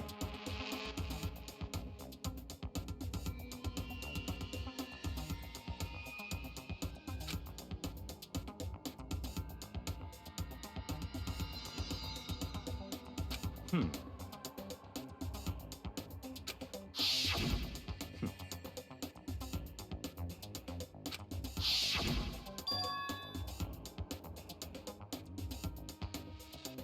That's right. So, in other words,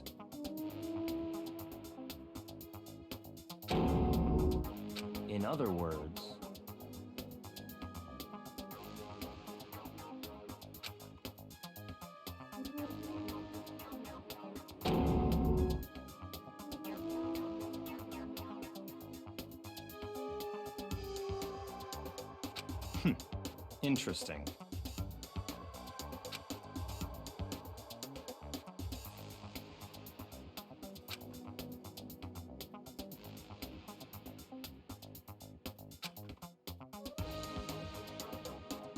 Such ignorance.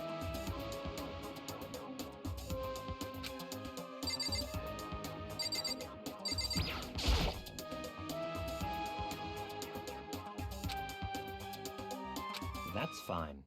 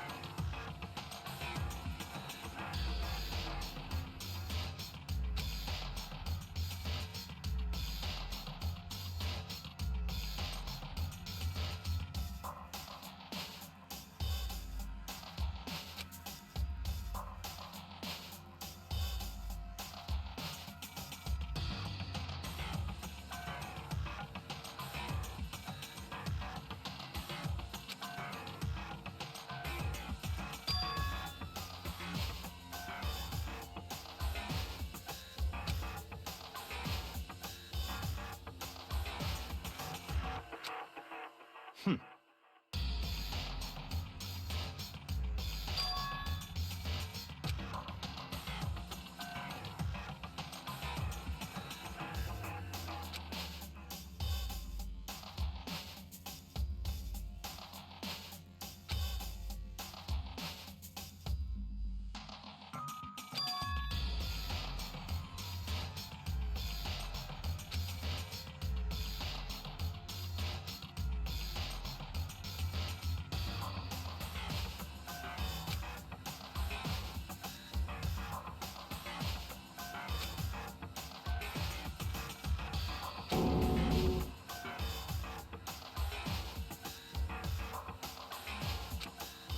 So, in other words,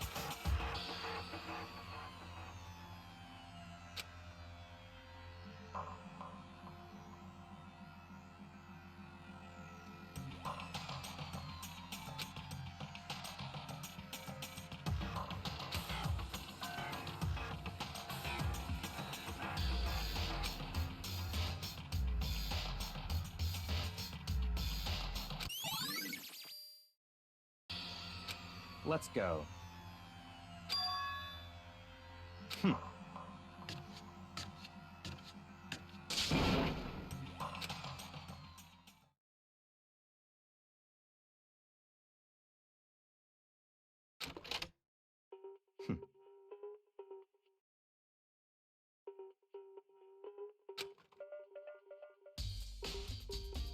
I don't have time to play with you.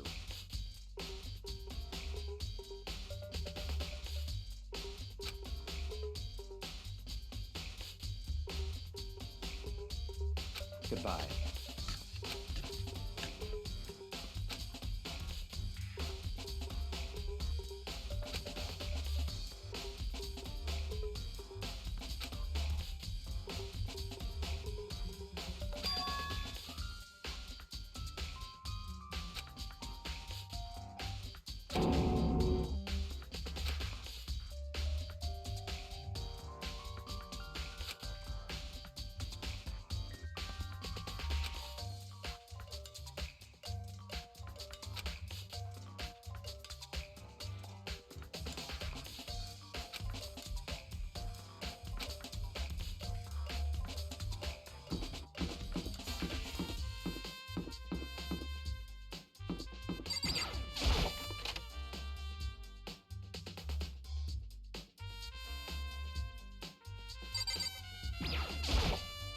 Da-da-da-da! I feel as if...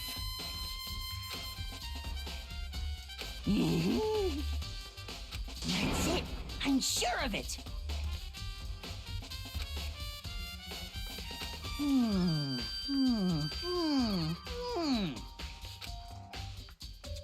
Well, it would seem...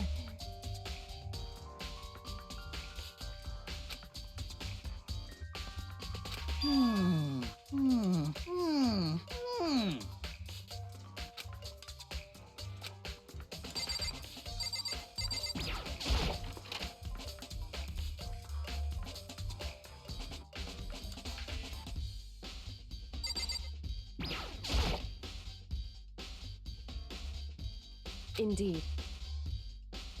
However,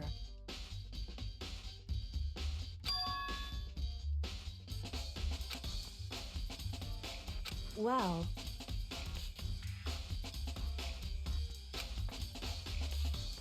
so then,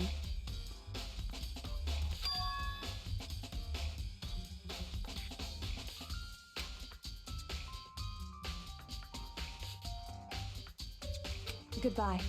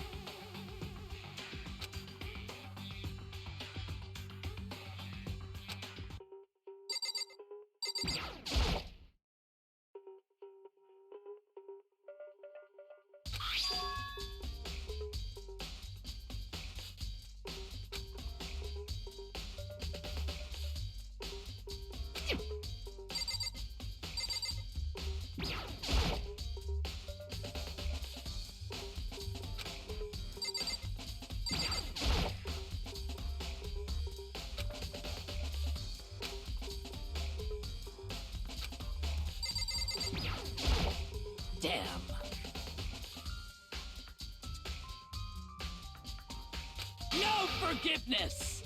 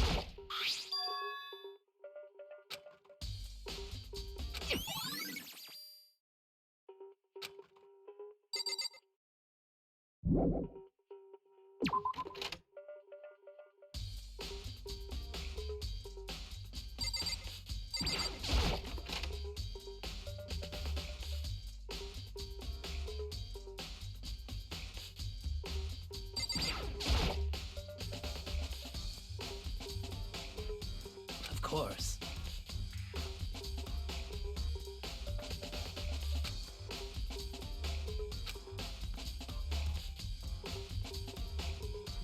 I'm sorry.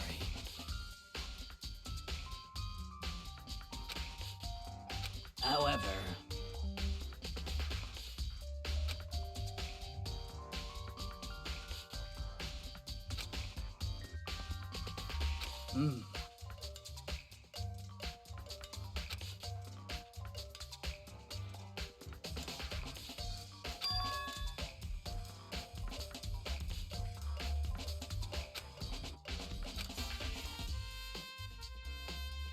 Of course.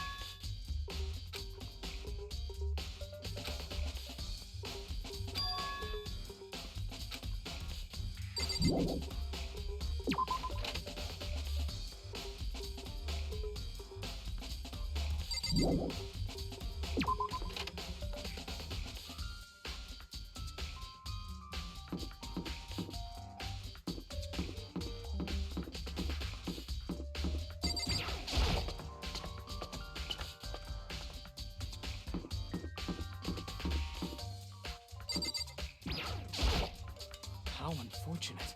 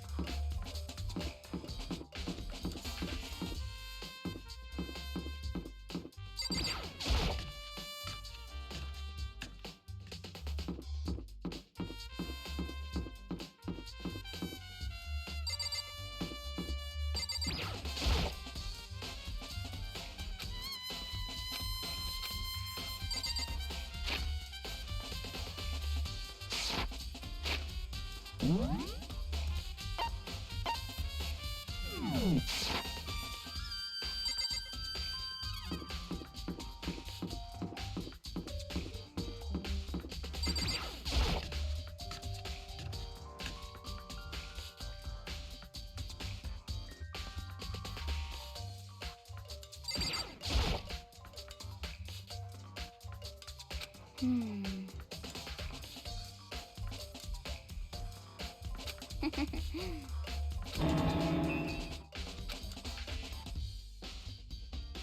Yeah!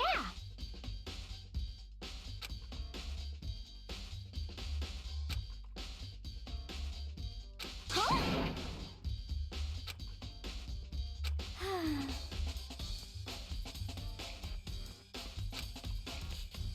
Hmm. Aw. Well...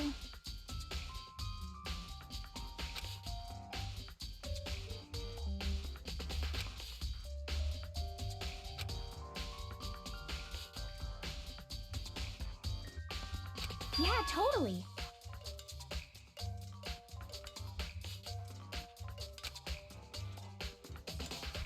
Hmm.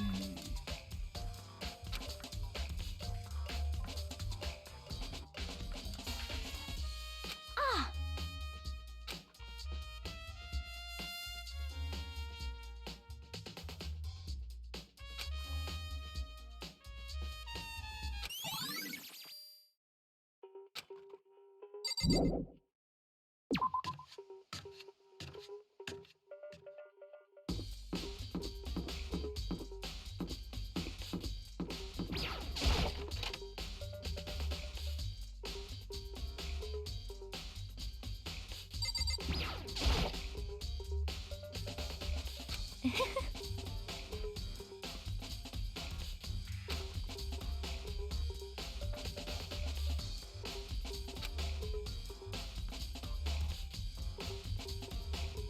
Most unfortunate.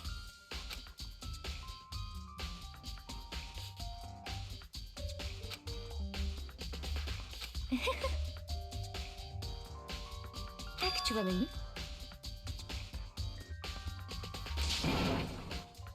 Indeed. Hmm? What are you doing out this late? Oh, I was just... Are you planning to go exercise, perhaps? What? How did you know? Because I can see a blue track jacket sticking out of that duffel bag you're carrying. Oh, you're right. Thanks. Well, I'd better get going. I'm kind of in a hurry.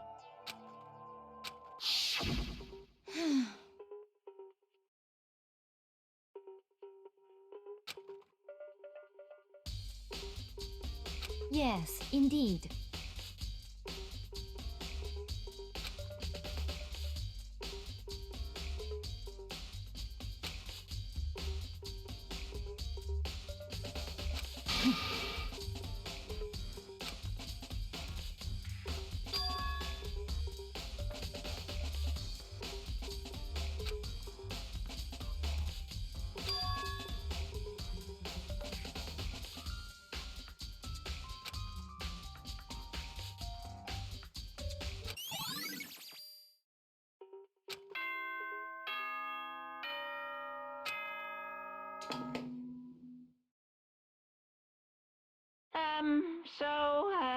I'm getting tired of waiting. Shall we just plunge right in?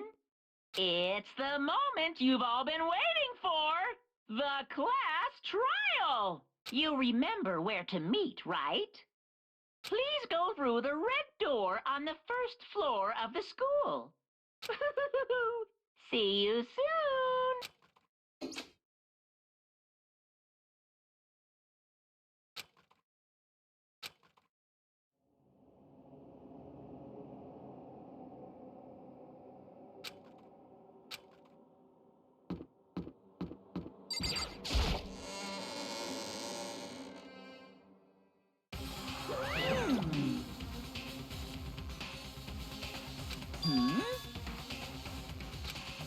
Yo. Huh? Come on!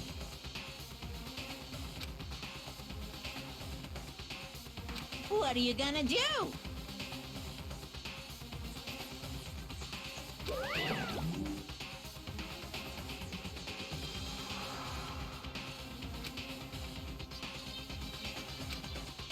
Yeah!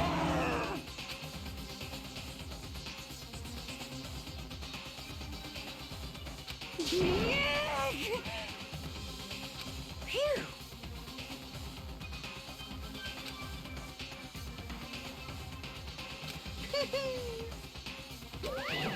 Let's go.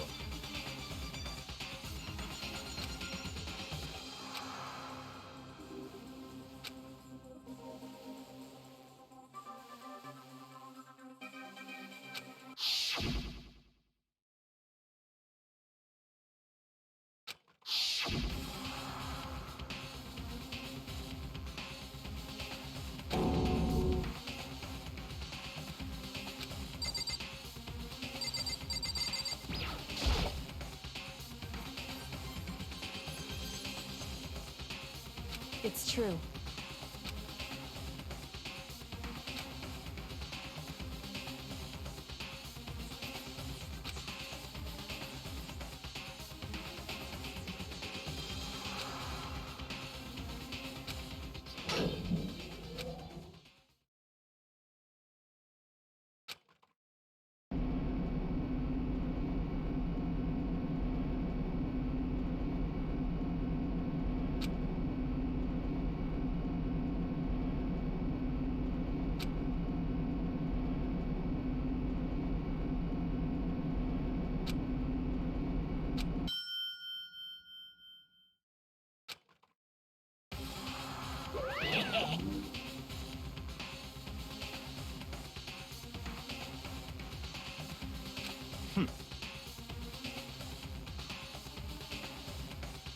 Very nice.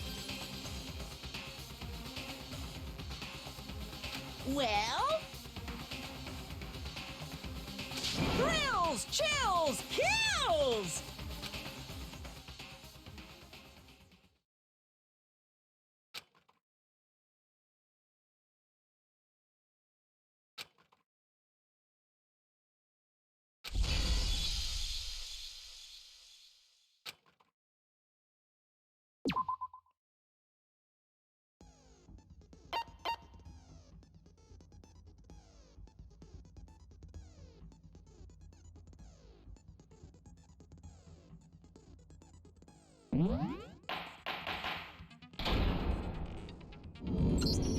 Let's begin with a basic explanation of the class trial. So, your votes will determine the results. If you can figure out who done it, then only they will receive punishment. But if you pick the wrong one, then I'll punish everyone besides the blackened, and the one that deceived everyone else will graduate. Okay, then. So, first off, let's talk about the murder weapon!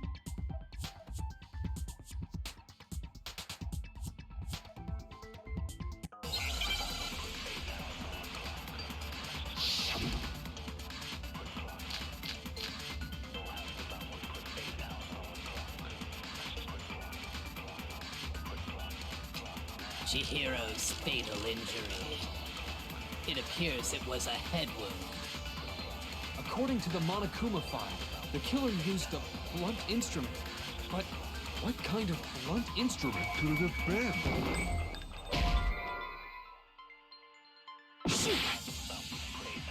Chihiro's fatal. It appears it was. According to the Monokuma file, what kind of blunt? I bet it was an iron pipe. No, that's wrong.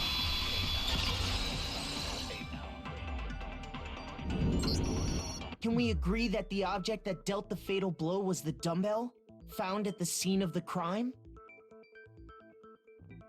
It was covered in blood, and there was nothing else at the scene that could have caused that kind of injury. And the wound on the victim's head is consistent with the shape of the dumbbell. As far as I'm concerned, there's no mistake and no room for doubt on this one. You looked at her head wound? Yay! That's so creepy! If you don't mind, I will proceed from here. Let's move on to discussion of the culprit. Although, I believe the criminal behind this heinous act is already quite clear. What? For real? Chihiro's killer is the fiendish serial killer, Genocide Jack.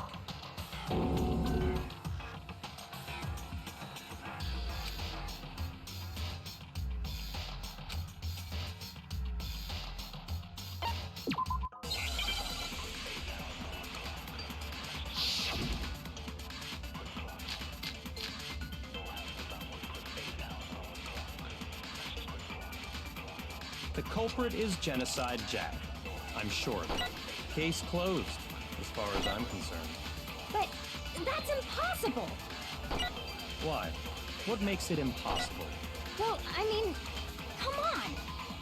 There's just no proof for it. No, that's wrong.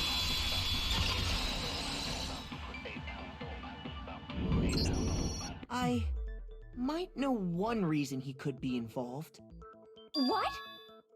I found this file while I was looking around the archive in the library. I guess it's some kind of confidential file the police put together about the Genocide Jack case. What? That's kind of weird as shit, isn't it? What was something like that doing in the library?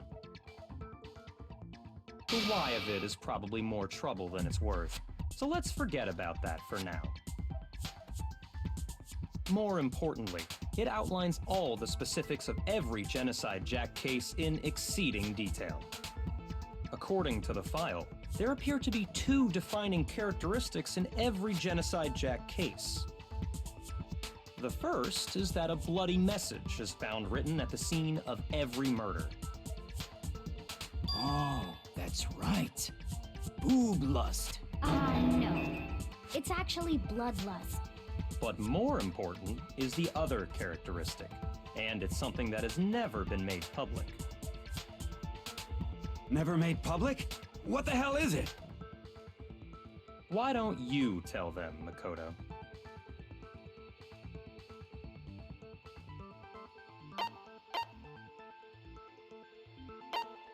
I got it! Apparently, in every Genocide Jack case, the killer suspends the body in a certain way.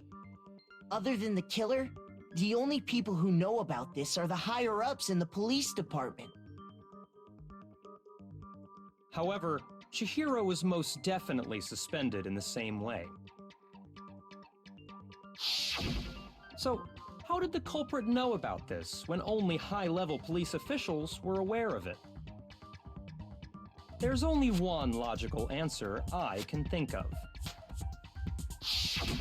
It's because the culprit in this case is the real Genocide Jack. No fucking way! You're saying Genocide Jack is one of us? Yes, in fact, it's Toko. What? Genocide Jack's true identity is Toko Fukawa. You lie! What? Hey, okay, wait, hold on a sec. Toko has like bloodophobia or whatever, remember? What kind of serial killer is afraid of blood? Is Toko Genocide Jack? The answer is yes and no. Another riddle. Man, why is this gotta be so complicated?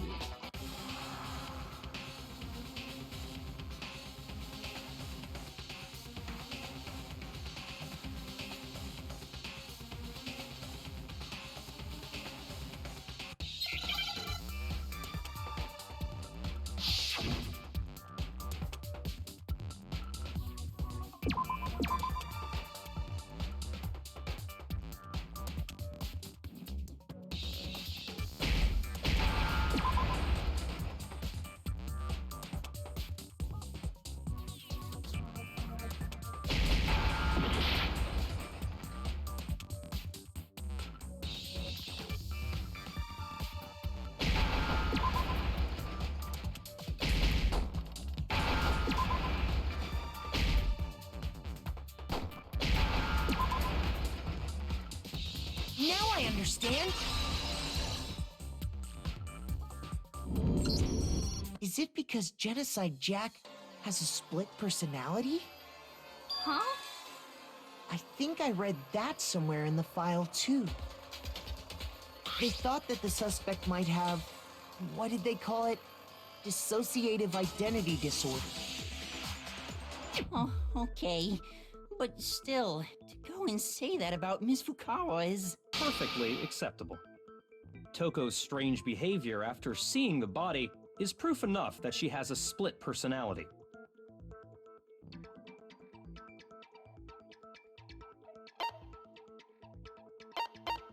I got it! You're talking about how she started acting totally different than usual, right? That's right. Think back. She fainted when she saw Chihiro's corpse, and then, when she woke up...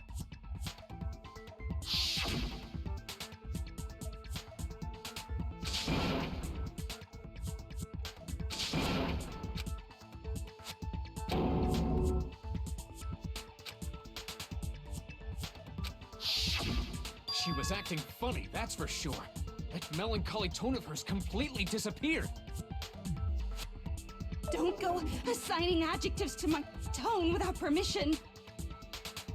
Not to mention, once she regained consciousness and saw Chihiro's body again, she was utterly calm.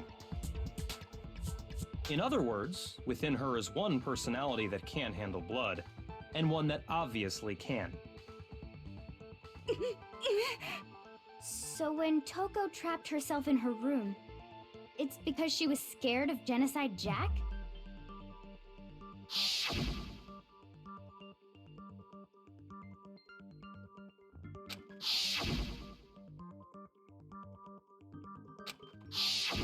The reason she locked herself in her room wasn't to keep other people from getting in. It was to keep her other personality from getting out.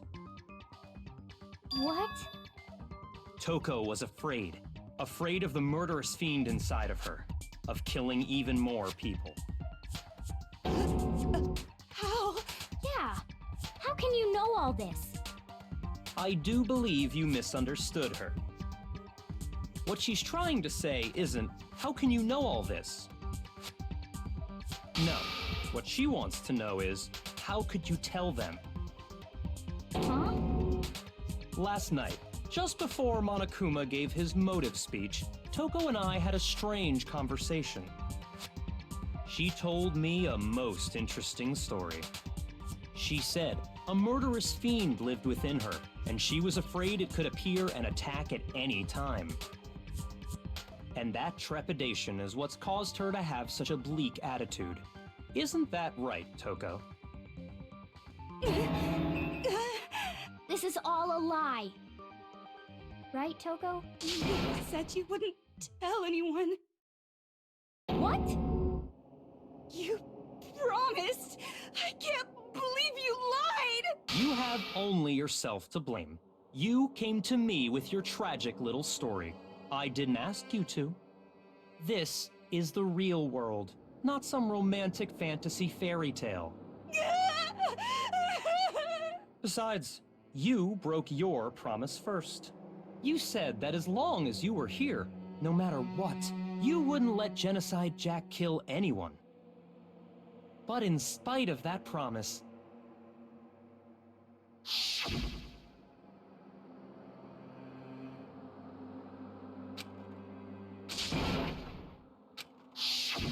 You said if I kept my promise, you would go out with me.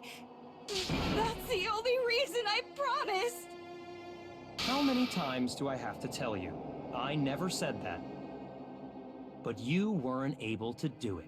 You just couldn't resist that rush you got from killing, could you? I tried. I swear I tried to control it, But your efforts were useless. What a disappointment. I hate you. Well, the opening act is nearly finished. All that's left is to hear from the person in question directly. The person you don't mean.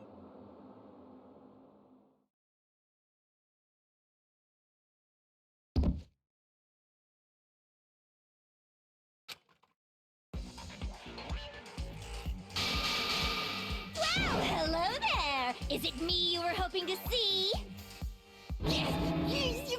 What the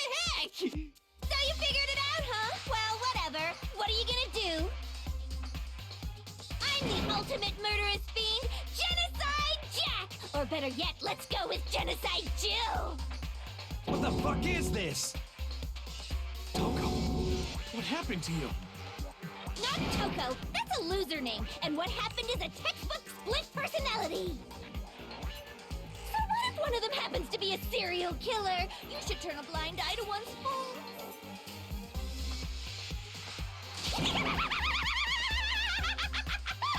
So intense. Like they say, sound and murder is mind, sound and murder is body. This one is so different from the one we've come to know. Yes, well, the world is composed of a front and a back, you know. Just like how every inning has a top and a bottom, or how in the depths of every truth lives a little lie. Behind every dark and gloomy soul lives another that shines as bright as the sun!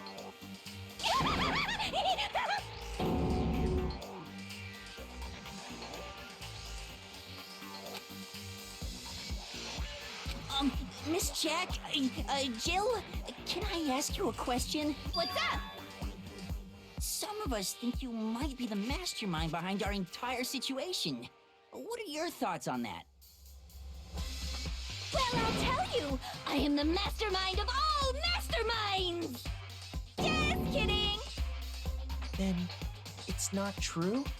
Of course it's not true! How dare you try to link me to that creepazoid! And another thing, the police and government and society in the outside world are totally powerless! I mean, they just let this idiotic bloodthirsty maniac go buck wild all over town! Sure, I'm a bloodthirsty maniac, but life is pain, right? To live is to hurt other people. It's a necessary evil if you want to survive. The act of living itself causes pain for everyone. Just kidding again! This should be enough to convince you. This murderous fiend is responsible for Chihiro's death. There's clearly a motive, so there should be no doubt. A motive? Remember what Monokuma told us? If someone didn't murder and graduate within 24 hours, an embarrassing memory or secret would be revealed. Well, let's assume that Toko's secret was about Genocide Jack. If a secret like that came to light, Toko's life would have undoubtedly been forever ruined. So she had a very clear motive to never have that side of herself exposed. Interesting. Very, very, very interesting. But sorry, as much as I hate to admit it, I'm not the culprit. Huh? But I cannot imagine anyone other than you could murder someone in such a bizarre fashion. Maybe so, but nevertheless, it's the truth. Do you really expect any of us to believe you? Yeah. I could never believe a word you say, you monster!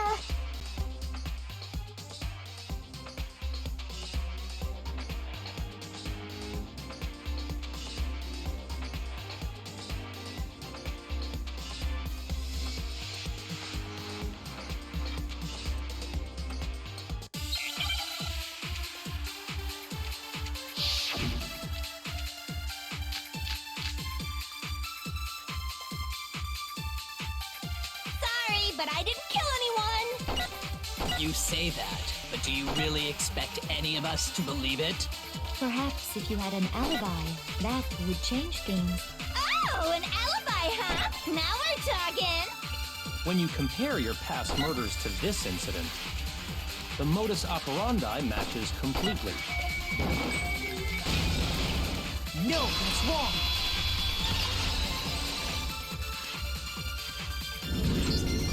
Are the methods of murder really exactly the same? I'm not so sure about that. I think there's a slight difference between the Genocide Jack cases and this one. Huh? How's it any different? Uh-oh, you don't know? Well then, human garbage, let me tell you! I murder with passion and conviction. I I consider myself a professional, and I have a very particular way of doing things. Imagine you go to a fancy Italian restaurant. They're very picky about the noodles, the sauce, everything. But what happened to Chihiro? It'd be like if that same Italian restaurant started using ragu or Chef Boyardee. This is no creation of mine! Let me rephrase that in a way that maybe makes more sense. There are two clear differences between the Genocide Jack cases and this one.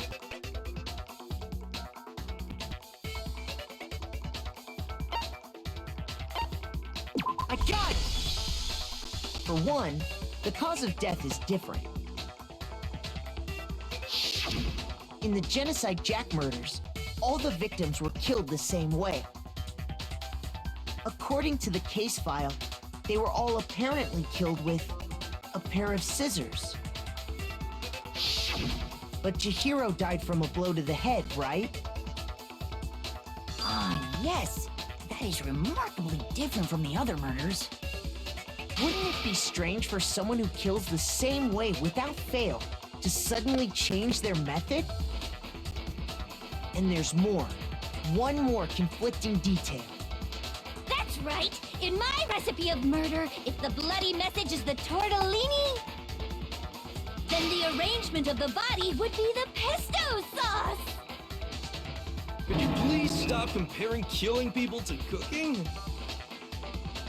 So, are you saying the other difference has to do with how the body was arranged?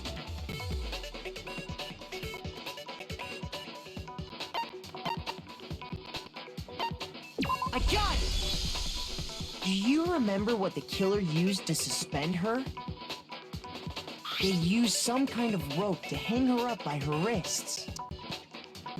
What is your point? Well, in all the previous Genocide Jack cases, something else was used to suspend them. Specifically, pairs of razor-sharp scissors. And guess what? I used my own specially designed scissors for the murders and the arrangement! Like I said, I'm a professional, so naturally I'm very picky about the tools I use. And you know what else? Big Mac said there's two differences, but he's wrong. Big Mac? Are you referring to me? Listen up, Big Mac! There's actually one more difference! Huh? My word, you really didn't notice? Take a look at who the victims were in each Genocide Jack case. There's a pattern there, just waiting to be discovered. A pattern?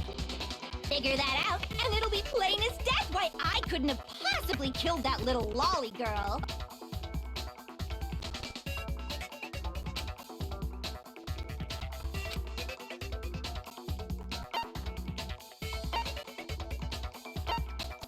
I got it! Is it because Chihiro was a girl? Bingo! Bullseye! Right on the money! What are you talking about? In all the Genocide Jack cases, all the victims had something in common.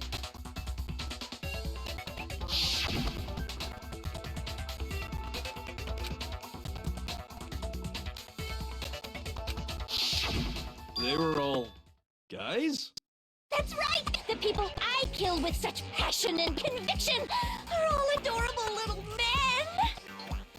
I can't believe I said it! I'm so embarrassed! The hell is wrong with you? I can't help it! I'm just a full-throttle boy-on-boy fangirl, and the mopey side of me just hates it. But now I'm on the fast track to becoming a full-fledged fan madam! So, since Chihiro was a girl and not an adorable little man, you wouldn't kill her? Would an Italian chef suddenly start making ramen just because they're both noodles? Don't be stupid. I have too much passion and conviction to cross that line. That's the absolute reality of the one and only. We get it. You've clearly explained your hobby and your philosophy. But that's not all there is to it. It's a different matter entirely, when you're forced to kill in order to survive. Quiet, lowly cur! Lowly? Cur? I would never kill for a reason as petty as mere survival. And if by some fluke I did kill to survive, why would I bother with the message and arrangement? It'd make me the obvious suspect! That does make some amount of sense. Plus, whatever reason I have for killing, I would never leave out my prized scissors. Who would go out of their way to use a big, stupid, heavy dumbbell? Maybe you used the dumbbell because you couldn't find any scissors in the school? Any scissors? I don't just use any scissors. I only use my own set of high-class, envy of the entire world scissors! Okay, whatever. There still aren't any in the school. Are you sure about that?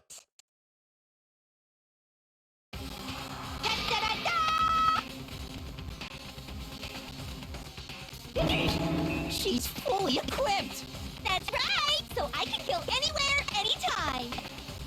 Why would I resort to dumbbells or rope when I have my trusty scissors by my side?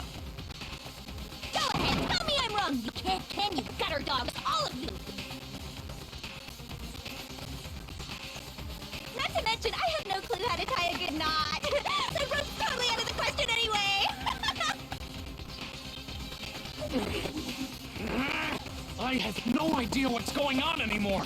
Could such a heinous villain really be innocent? But the body really was suspended, right? And nobody but the police knew about that. Yeah! That's why we figured it had to be the real deal, and not some copycat killer or whatever.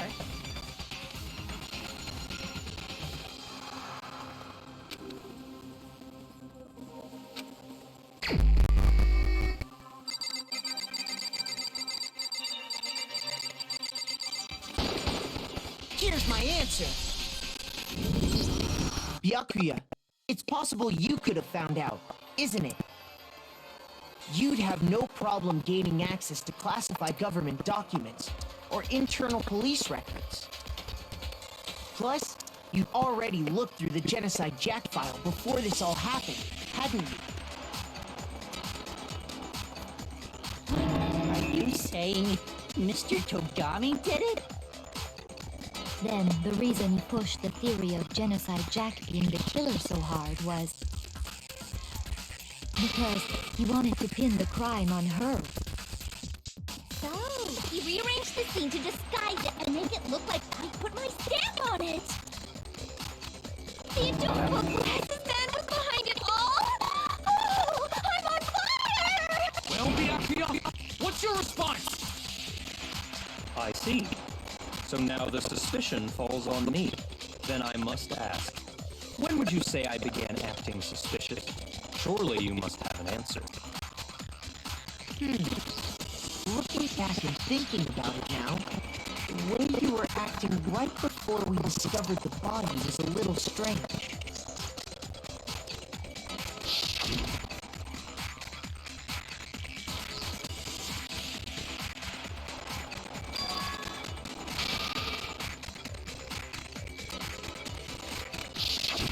You wanted to go to the girls' locker room right away, right? But since you're a guy... I should have naturally thought of the boys' locker room first. Is that what you want to say? The victim was Chihiro, a girl. Hence why I said we should check the girls' locker room. Nothing strange about that, I'd say. On the contrary, there's something very strange. Okay then, what's so strange about it? Go ahead, share with the rest of the class.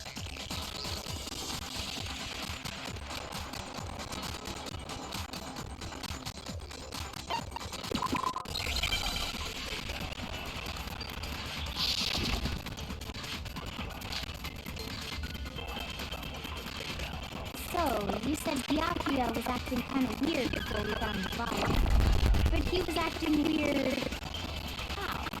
If you're presented with the opportunity to check out the girls' locker room, You absolutely take it!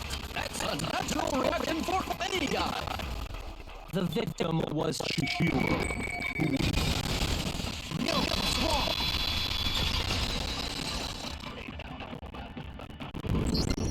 I'll tell you what's so strange about that.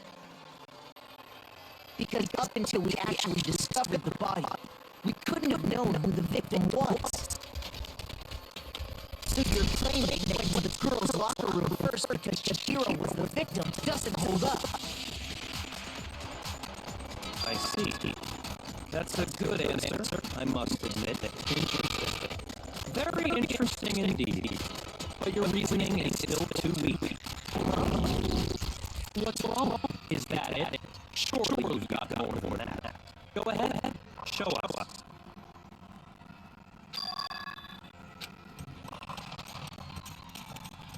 What's the matter? You're not finished already, are you? There must be more to it. There is.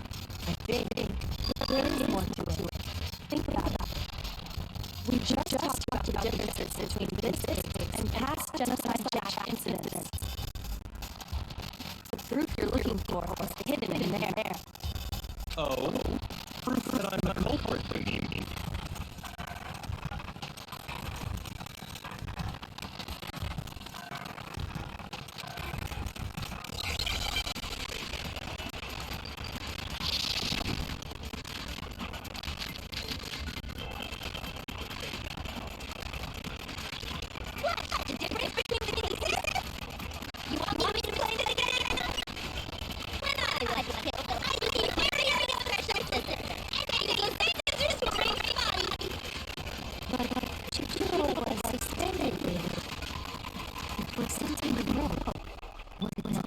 That's right! It absolutely was!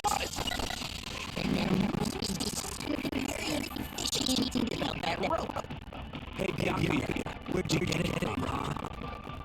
I've never seen rope before in my life. I'll see if you see somebody else. it hidden away somewhere.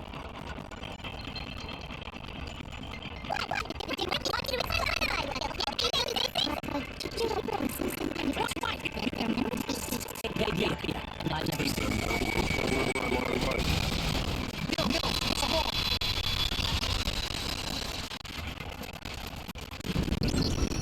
Actually, I'm pretty sure you have seen it before. Because I've seen that rope, or should I say, that extension cord? Extension cord? Yup, you've used the extension cord in the library more than once, haven't you? And then the same extension cord that was in the library all this time? When it's missing after the murder. And there's no way someone who uses that extension cord as much as you do wouldn't discover that fact. Byakuya must be the one who keeps the extension cord. I can't imagine any other possibility. That's really what you think? And your conclusion is something like this? I killed Chihiro in the girls' locker room, and then hung her up and wrote that bloody message. I intentionally made it look like Genocide Jack was behind it. Is that about right?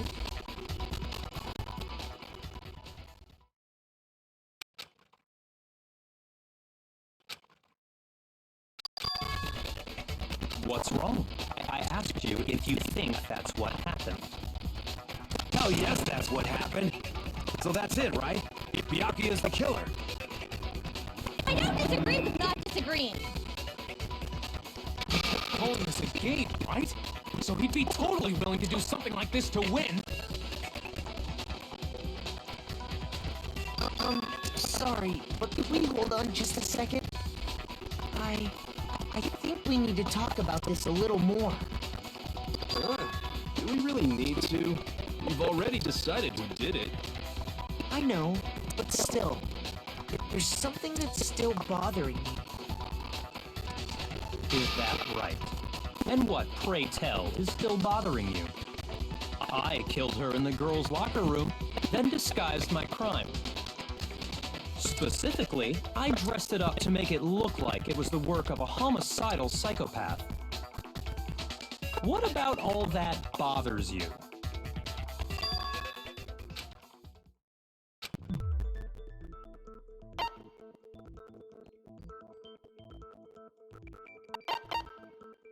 I got it! You say you killed Chihiro in the girls' locker room, right? But are you sure about that? Isn't it possible that the murder took place somewhere else? How disappointing. What kind of question is that? Even in the world of disappointments, this is a true letdown. She was found dead in the girls' locker room. There is absolutely no question about that. How could the scene of the crime have been anywhere else? Well, I think it's entirely possible that she was killed somewhere else, then carried there later, along with the rest of the murder scene. The rest of the murder scene? That was awfully specific. Please tell me you have a reason for saying all of that. I believe I do.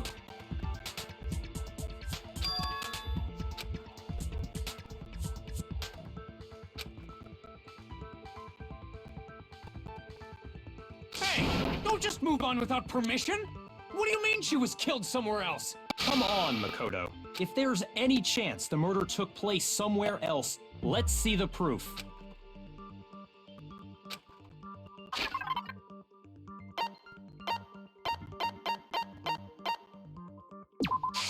I got it! The proof that she was killed somewhere else is the poster that's hanging in each locker room. Your proof is some posters? The poster in the girls' locker room was a picture of a big-boobed supermodel. But don't you think that's kind of strange?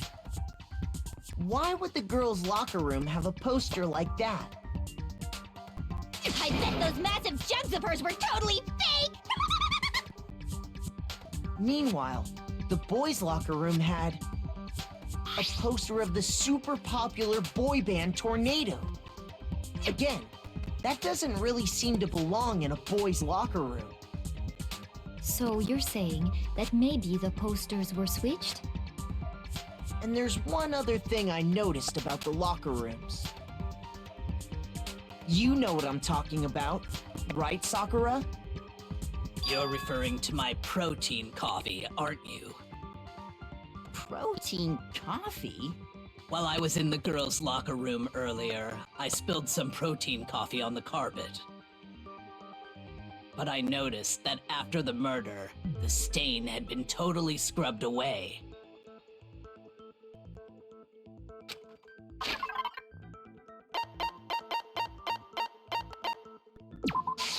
I got it! The stain on the girls' locker room carpet wasn't scrubbed away. In fact, I found it on the boys' locker room carpet. That's definitely the stain from my protein coffee. Then, does that mean that the carpets were switched too? But why would anyone do that?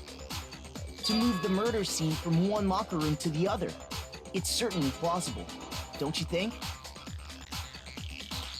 What? In other words, in order to completely swap the scene of the crime, the blood-stained poster and carpet were moved along with the dead body. By doing this, the killer was able to change the entire room where the murder took place. I can certainly follow your reasoning, but why would the culprit bother doing that? Huh? Why would they go to all that trouble of switching the scene of the crime? Actually, an even bigger question. If the murder did take place in the boys' locker room, then how did Chihiro get in the boys' locker room in the first place? To get into the locker rooms, you have to swipe your e-handbook across the card reader device. But Chihiro's handbook should have only allowed her access to the girls' locker room. She had no way to get into the boys' locker room to begin with. No, she did have a way, and I can tell you what it was.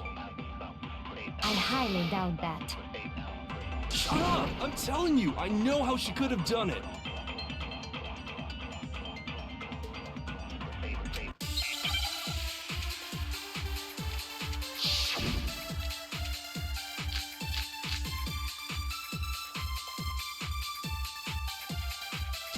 Is it really possible?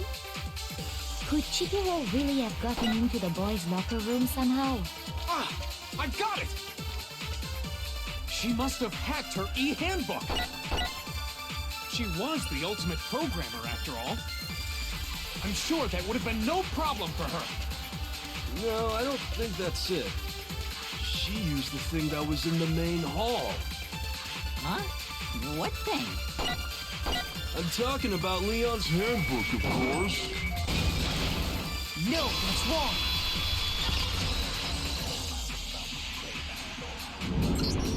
No, I don't think Chihiro used Leon's handbook. Why not? Because Leon's handbook was broken. Oh. Well, then, yeah, I guess that'd be pretty impossible, huh?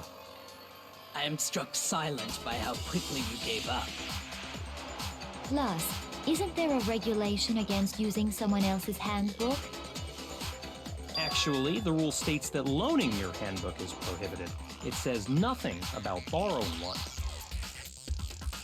In other words, you could borrow a dead person's handbook all you want, and you'd be safe. Yup. Hit the nail square on the noggin. Of course, if it were broken, that wouldn't make any sense anyway. So then, she must have hacked hers, like I said. She used her ultimate programmer skills and... Psst! You can't fix an e-handbook. The instant you open one up, a security buzzer starts blaring. So, if she didn't use Leon's handbook, and she didn't modify her own handbook... Maybe Mr. Naegi's initial assumption is just... wrong? It seems like there's no way she could have got into the boys' locker room. So I guess so. Okay then, I vote for Byakuya!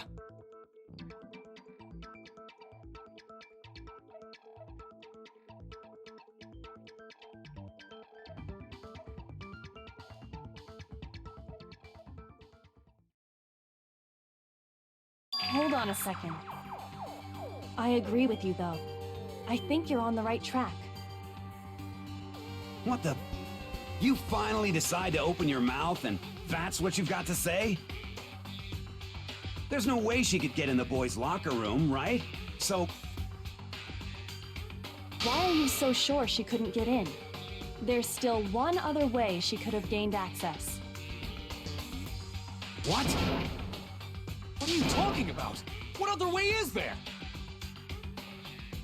Well, to explain that, why don't we take a little break from the trial?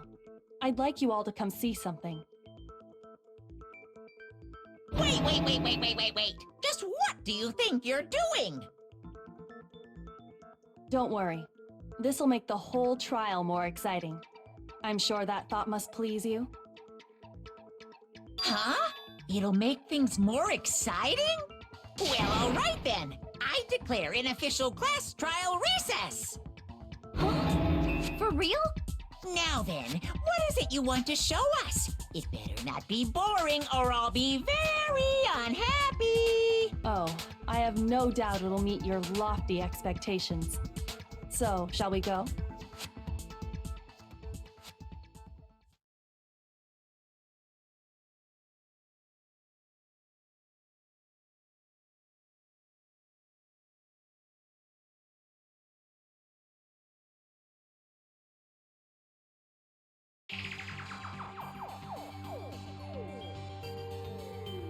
The girls' locker room? We've already searched this place top to bottom! What are you trying to pull, Missy? I'd like you to examine the victim's body one more time.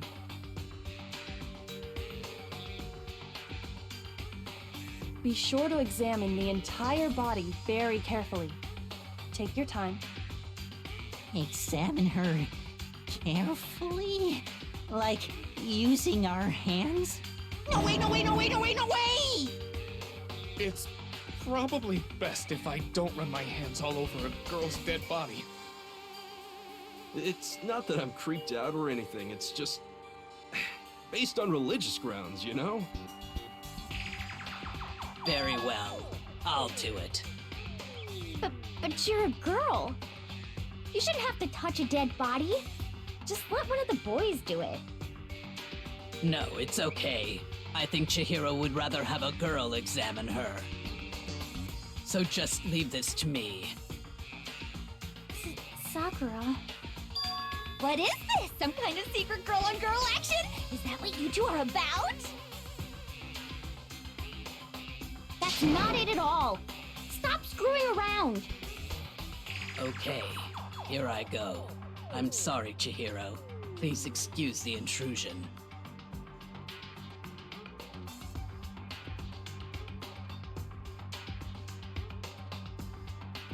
Be sure to check her entire body, and I believe we will solve this particular mystery.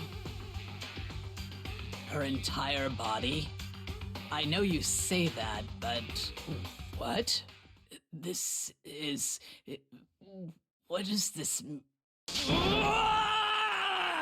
What is it? Not possible. It's not possible.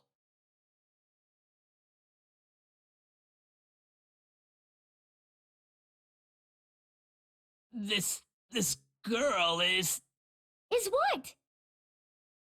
Is a boy! Ah, I see. So she was actually a he. Interesting. Thank you for confirming this fact. What? You're joking, right? I wouldn't joke about this. Then it's really true? Chihiro was a guy? Oh, what, you guys didn't know? Heck, I knew that right off the bat. Chihiro Fujisaki was totally a guy. He was a cross-dresser? Oh, I'm really on fire! I wish I had killed him! So that's what Kyoko wanted to show everyone, huh? Interesting. Yes, that certainly does make things much more exciting. Now let's ride this wave of excitement back to the courtroom and get back to the trial. Ahem. I do apologize for keeping you waiting. Now then, let's resume the class trial. We've all just learned of the shocking revelation that Chihiro was actually a boy. Let's pick up from there. Yes, well, I don't know his reason for hiding it, but the fact is, Chihiro was not a girl, but a boy.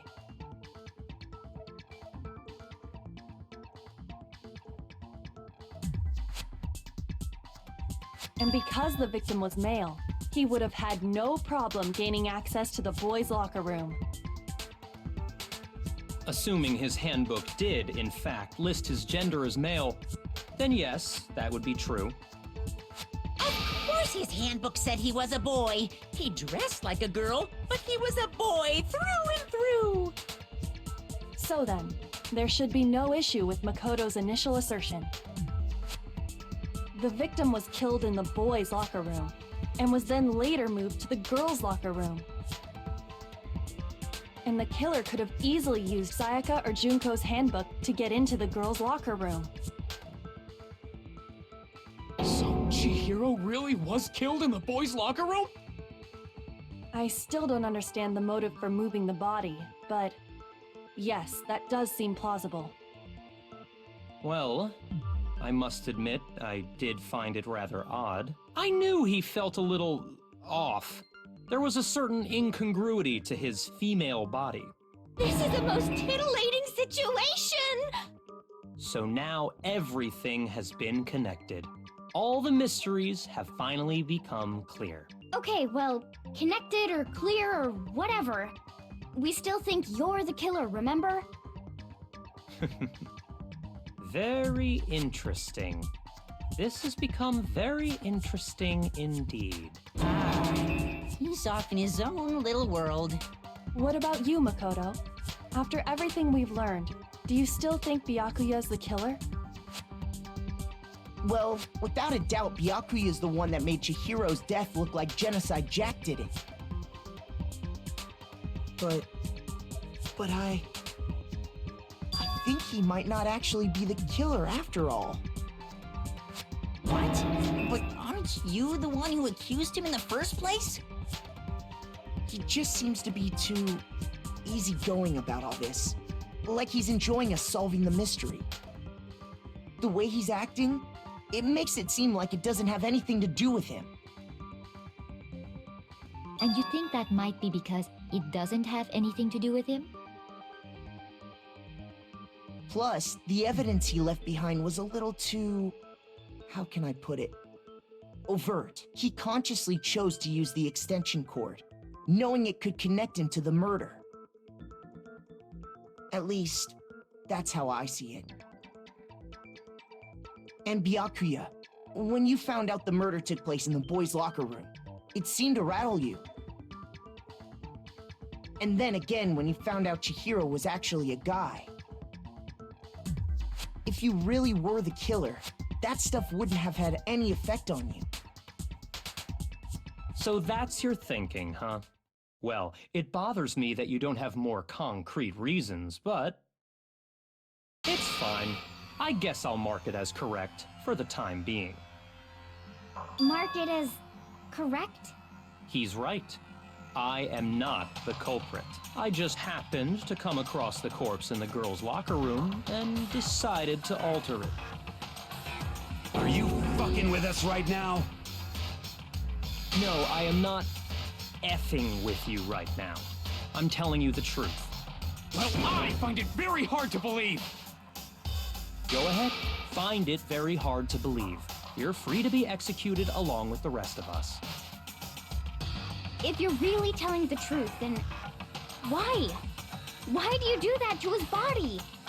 My reasons hardly matter right now. Uncovering the culprit is much more important, wouldn't you say? Now then, if it wasn't me, who was it? Well, I don't think I can say for sure without talking about it a little more. We're seriously gonna keep going? We're all good, aren't we? I thought it was clear Byakuya did it. No, I'm with Makoto. If there's any doubt whatsoever, we need to explore every possibility. Because if we're wrong, we all die here. That's true. Very well then. I'm with you too. Damn straight. Count me in. Do you not have a mind of your own?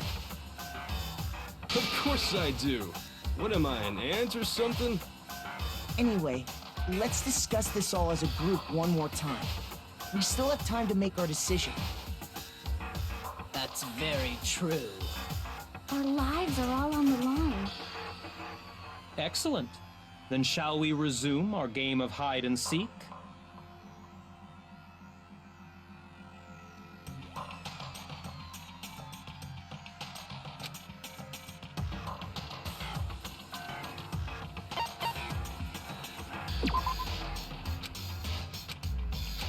Shoot!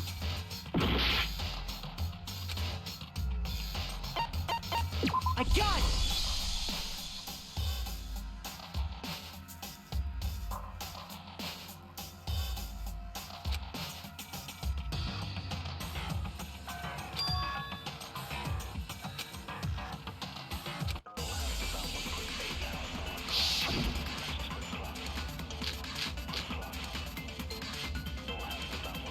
Isn't there a single clue that might lead us to who did it? Clues are one thing, but did nobody get a... I'm sure someone saw the... Perhaps someone saw the victim at some point. Yeah. All we need right now is any kind of new rainbow. Shoot! Isn't there a single clue that might lead us to who did? Well, clues did nobody get. I'm sure someone saw the. Perhaps someone saw the victim. Yeah. All we It's over. It's you want to know who saw the killer. And only the... No, that's wrong.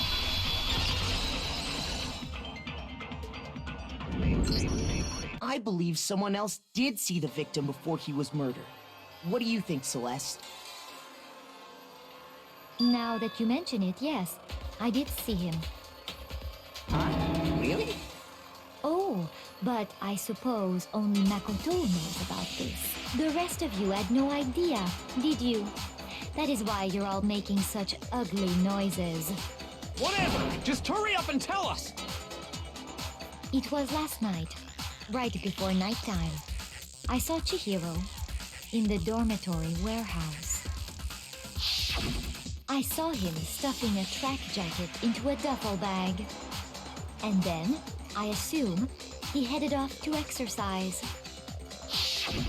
A track jacket and a duffel bag? But we didn't find anything like that at the murder scene. It seems likely that the culprit destroyed them to get rid of any evidence. And that is when he said something that struck me as rather odd.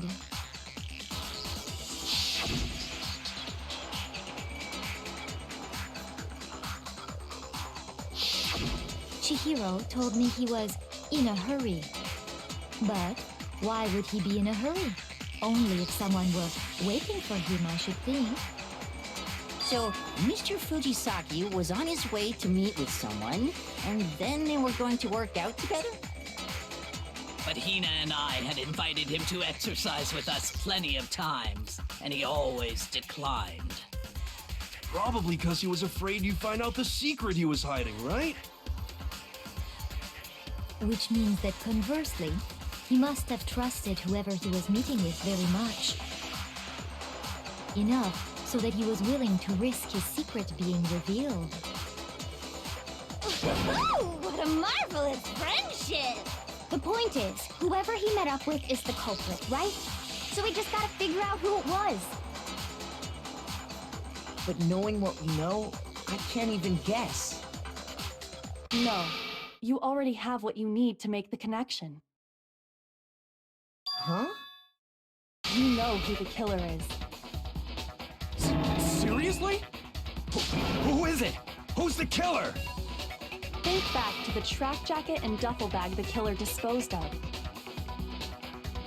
Focus on the details of these items, and it should become obvious who was waiting for him. Are you sure about that? You really think we can figure out who did it based on two pieces of evidence that we don't have? What? You want to track down some fingerprints or something? Even if we had the equipment for that, we wouldn't know how to use it. As was noted, the evidence is already gone. There's nothing to get fingerprints from. Maybe, but we can make certain inferences if we just take the time to talk it out. Easy for you to say. But fine. Celeste, did you notice anything special about the bag or jacket? The bag was just a normal duffel bag from the warehouse. All the bags in there are the same, so I can't imagine what would make that one special.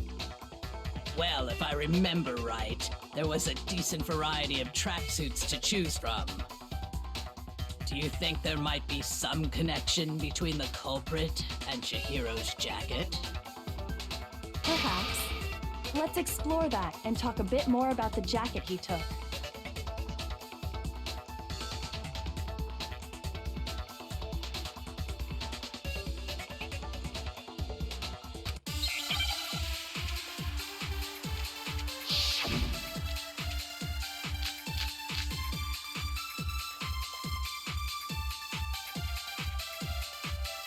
First of all, we know where Chihiro was headed.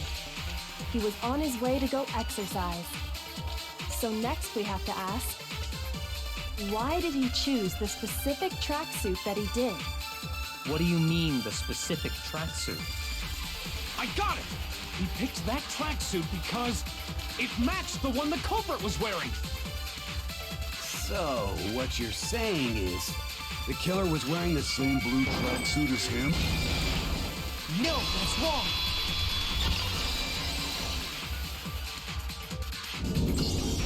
Hold on a second, Mondo.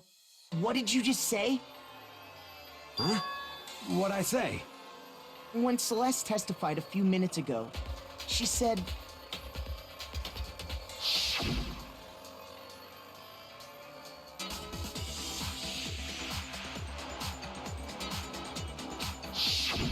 She never said anything about the jacket's color. So why did you say Chihiro's blue tracksuit? What are you... You just... Hey, Celeste, what color was Chihiro's tracksuit? As a matter of fact, it was blue. And before we began the trial, did you tell anyone that? The only one I told about any of this was you. Then, Mondo, how did you know what color Chihiro's tracksuit was? Because I just... I'm sure he saw the clothes at some point in the investigation. No, that can't be it. The bag and clothes were surely disposed of by the time we began our investigation. Then the only reason he could have known what color the tracksuit was is if he saw Cherry with it before he died! That's the only possibility! Cherry? Are you talking about Chihiro? So, how about it? Did you see the tracksuit or didn't you? Just by chance. I just happened to see it last night. He walked past me, and he was carrying the tracksuit in his hands.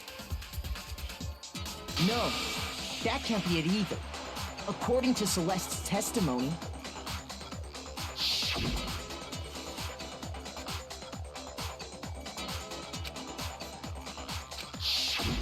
When Celeste noticed it, Chihiro made a point of making sure the jacket was completely in the bag. If you just ran into him briefly, you couldn't possibly have seen what color the tracksuit was. It would appear you've dug your own grave. Perhaps. But you handed him the shovel, didn't you? That's why you said what you did. Focus on the tracksuit and it'll be obvious who he met with? What a bunch of nonsense. Ah, now I understand. It was all one big bluff, wasn't it? Your true intention was to draw a slip of the tongue from the culprit. That's why you said you knew who did it, to put them on edge. That's right. However, Mondo was my target all along. I had my suspicions about him from the very beginning. But why?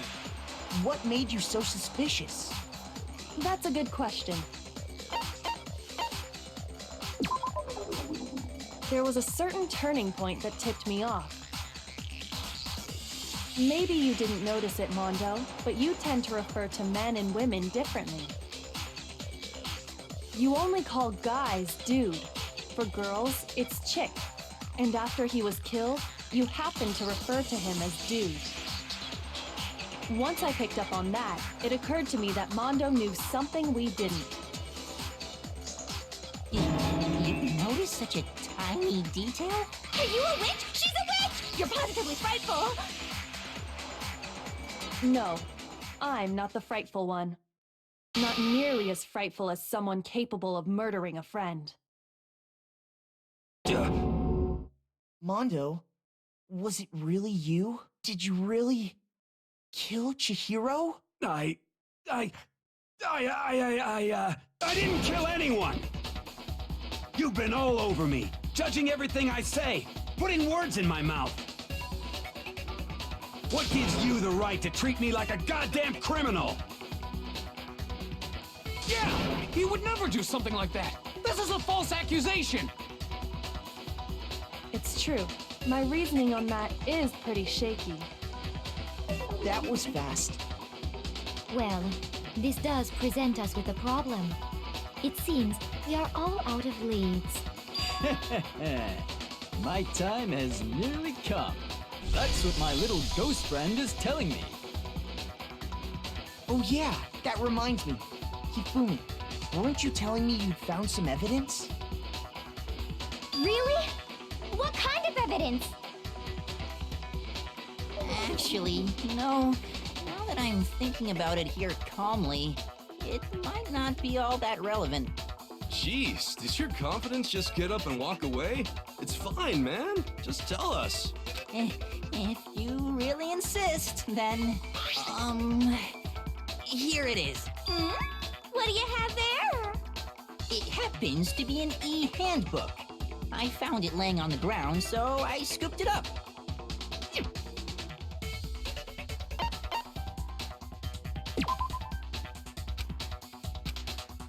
Shoot!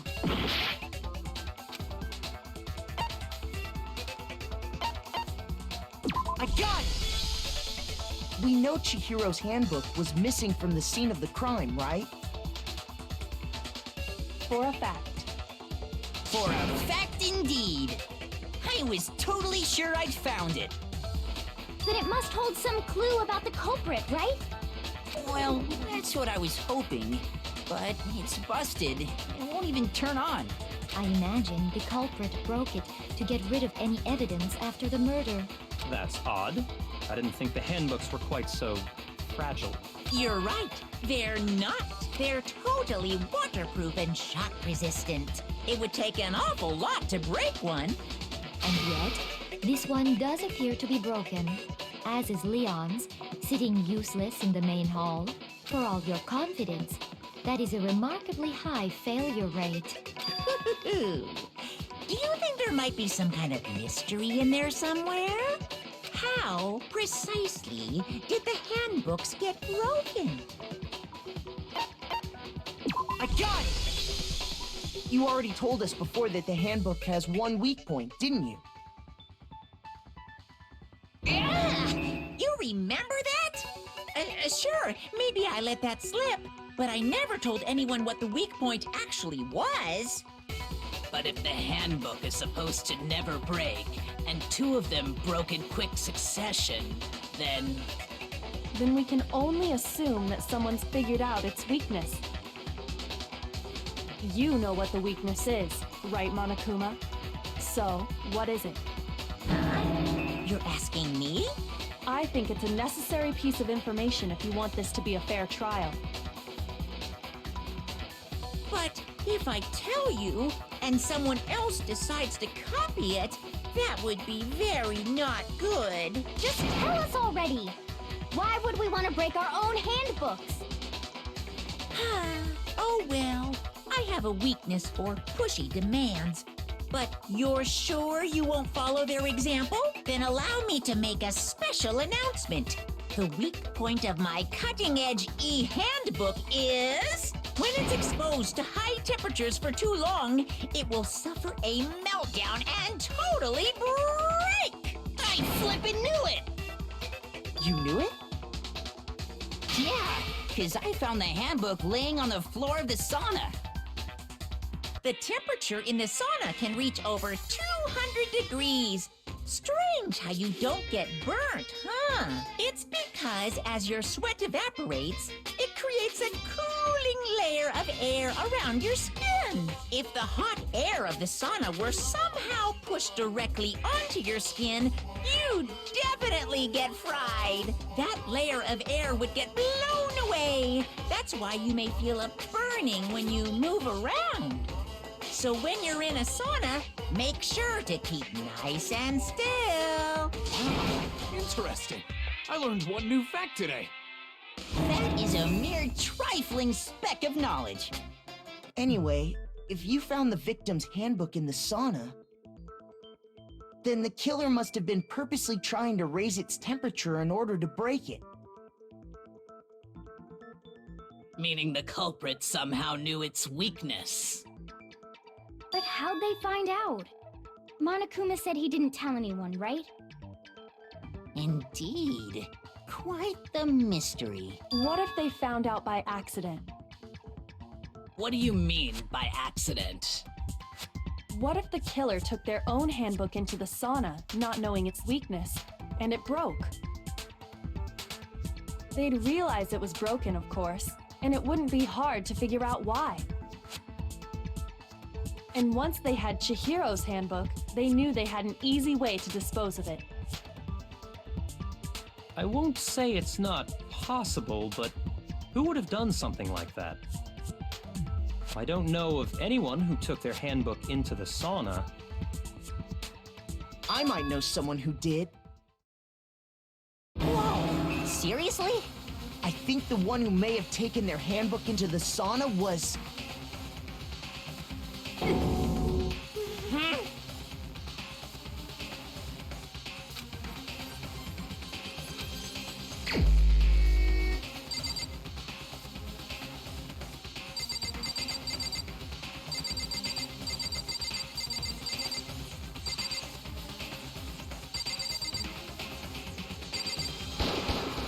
Here's my answer.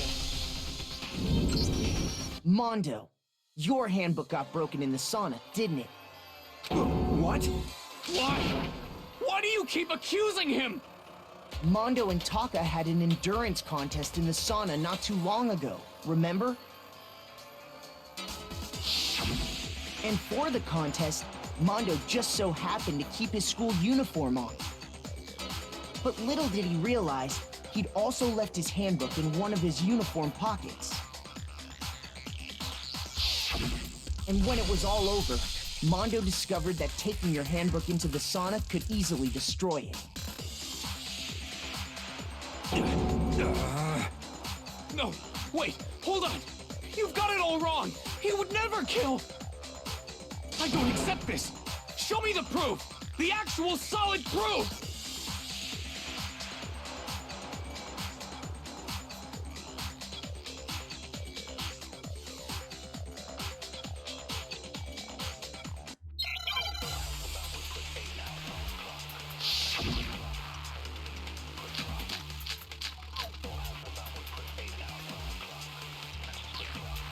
Let's test Makoto's assertion. If what he says is correct, then Mondo, you broke your own handbook. In other words, if Mondo's handbook is actually broken, then that proves that what Makoto said is right.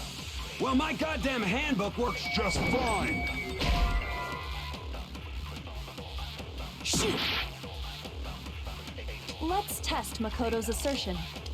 If what he says is you broke your own, in other words, if then that proves... Well, my goddamn handbook works just fine. No, that's wrong.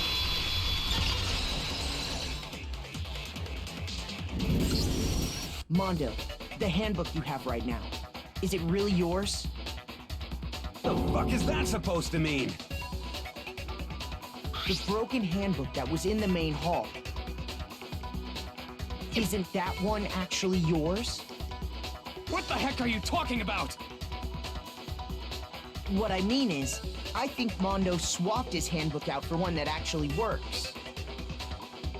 I think he took Leon's handbook and replaced it with his own. After all, Monokuma said himself that Leon's handbook never should have broken. That's right! The punishment it suffered wasn't nearly enough to destroy it. So then, the broken handbook in the main hall is actually Mondo's, which would mean that the handbook Mondo has right now is actually Leon's, yes? But doesn't that violate the school regulation that says loaning out your handbook is prohibited? Well, here's how I look at it. There is a rule about loaning your handbook to another student, but if they're dead, they're not a student. It's kind of a gray area, I admit. But no worries. If anything, it just makes things more interesting. As such, I decree that exchanging handbooks with a corpse is not a violation of the rules. Well, Mondo, if I'm wrong about this, you're welcome to say so. I'm happy to admit I made a mistake, but... Son of a bitch. What's wrong, bro? Come on, tell him he's wrong. You are wrong! You have to be wrong! Everything you just said is wrong! You made it all up! Okay, then why don't we look back on this case one more time, from the beginning? That way, everything will become clear, and we'll all see if I was right or wrong.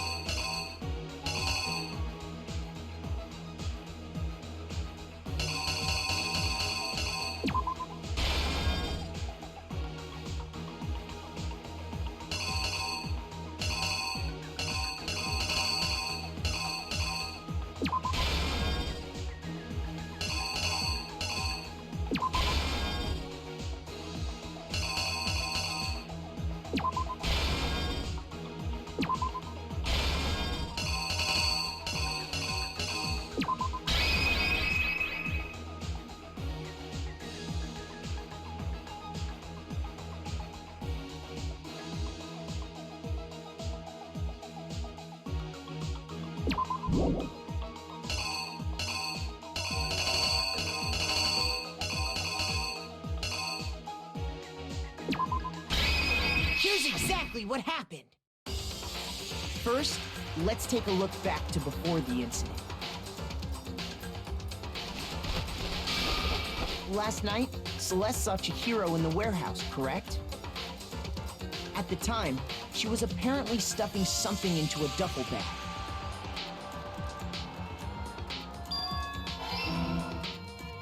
That something was a blue tracksuit. You can confirm this, right, Celeste?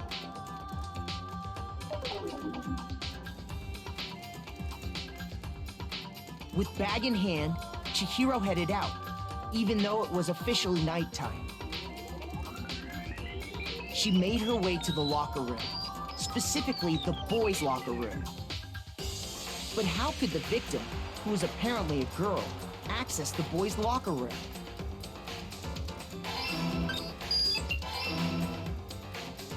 Simple, because she was really a he, which is why he was able to use his own e-handbook to gain entrance to the boys' locker room.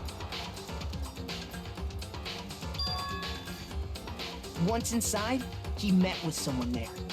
And the person he met was the one who killed him.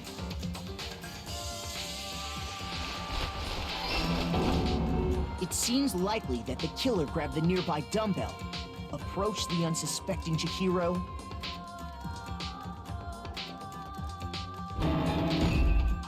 and attacked him. And that's where the bloodstains on the poster and carpeting in the boys' locker room came from.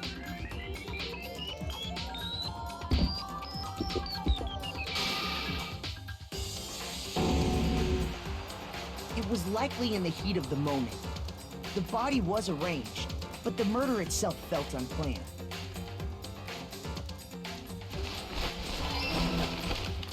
Which is why the killer hurried to try and hide the act. First, pulling up the bloodstained carpet. Then, removing the bloody poster.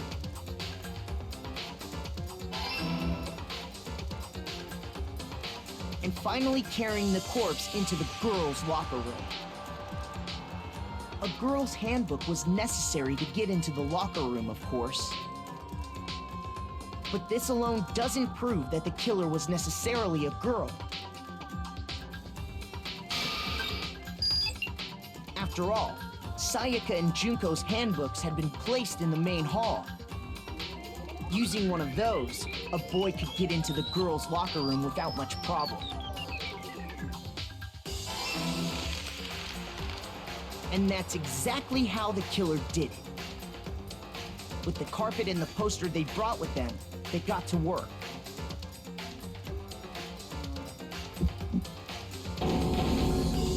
They changed the layout of the boys' and girls' locker room in what you might call a crime scene switch. That could have been the end of things, but no. Byakuya discovered the body and decided to intervene in the situation, making things even more complicated. So, after stumbling on the crime scene, he went and grabbed the extension cord from the library, and then he got to work. He used the cord to string up Chihiro's lifeless body.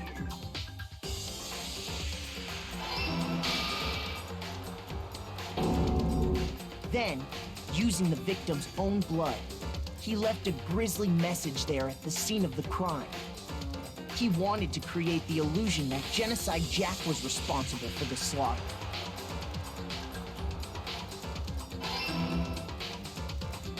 And around the same time that Byakuya was putting together this facade, the killer, having already disposed of Chihiro's bag and other belongings, arrived at the sauna. There, they planned to destroy the last piece of evidence, Chihiro's handbook.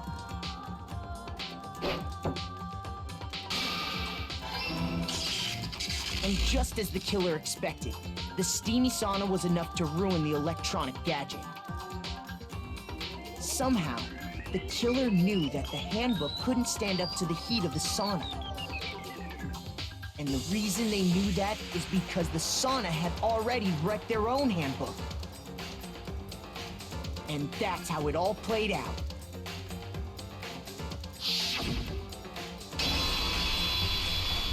Isn't that right, Mondo Arata?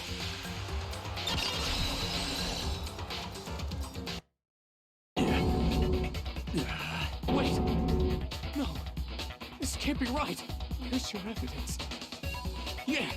Where's your evidence? You need evidence! You need proof! Without any proof, you can't pin any of this on him!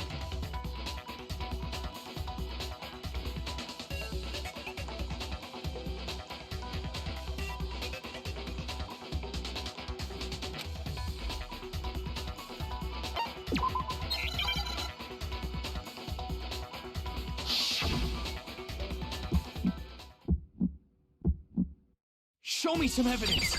You're wrong! I won't listen! I refute you! False!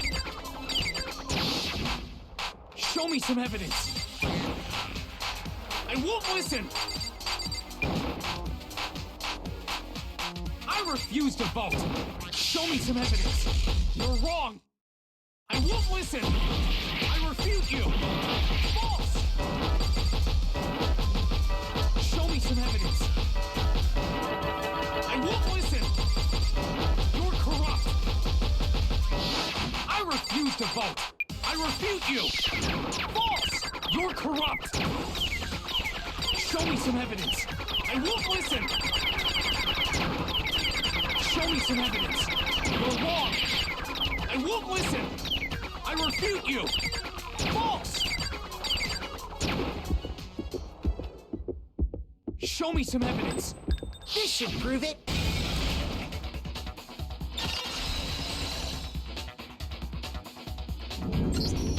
If my thinking so far is right, Mondo must have replaced his broken handbook with Leon's.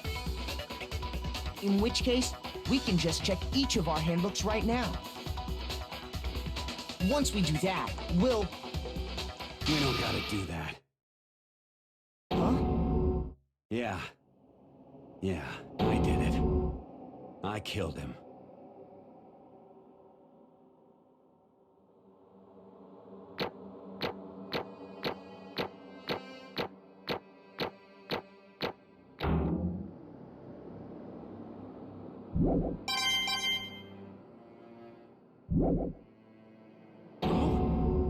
Bro, what are you saying? I got no choice, man.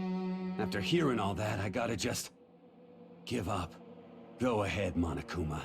Get it over with. Ask for the goddamn verdict. Roger that! Wait! Hold on! No waiting! No holding on! Time for the moment we've all been waiting for! Grab your lever and give it a yank! Who will you elect as the Blackened this time around? Will you make the right choice, or the dreadfully wrong one? What's it gonna be? What's it gonna be?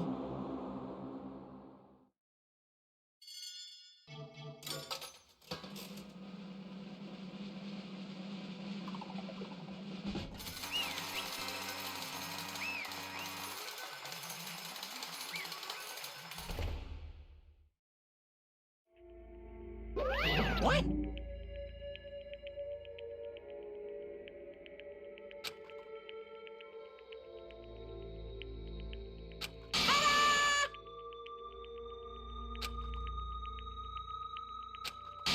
Unbelievable.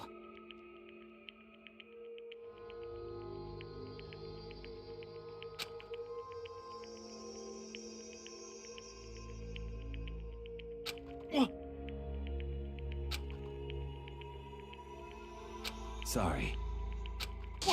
What is this?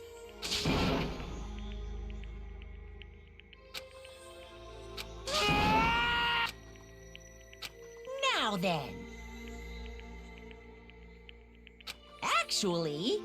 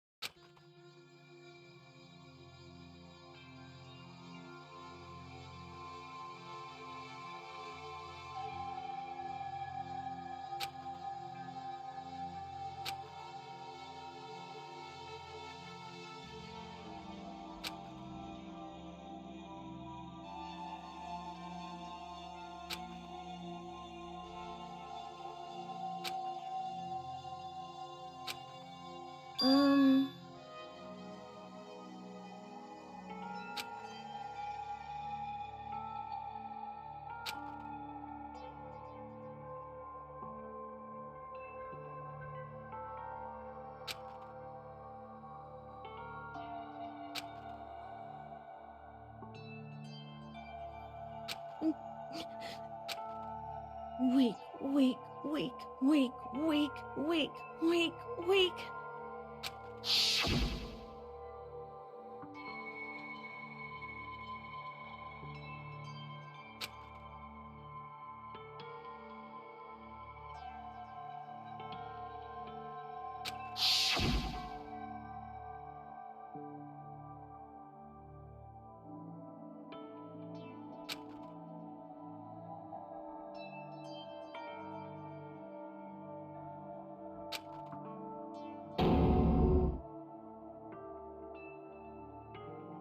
Hey,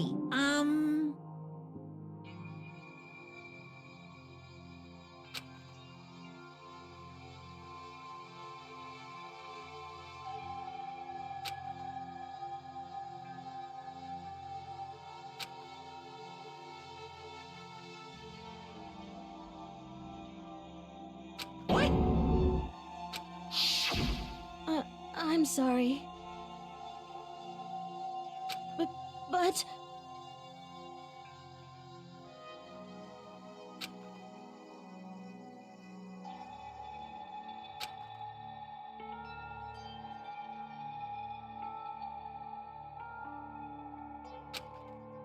That's right. I want to change.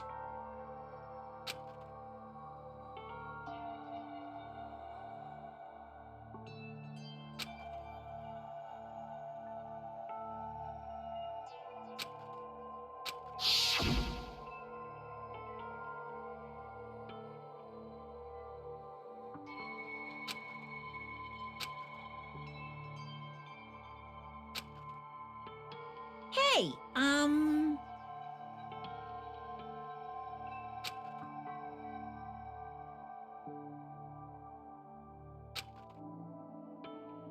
Yeah, that's right.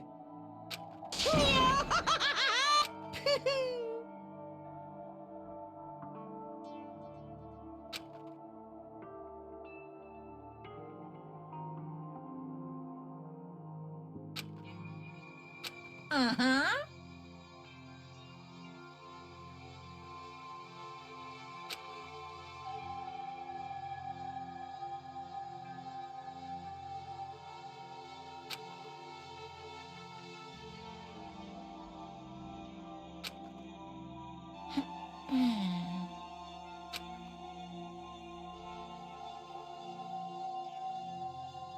Correct.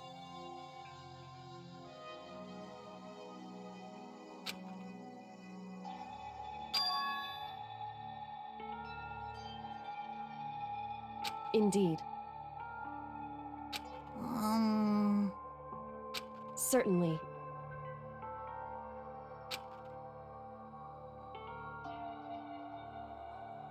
But... Because...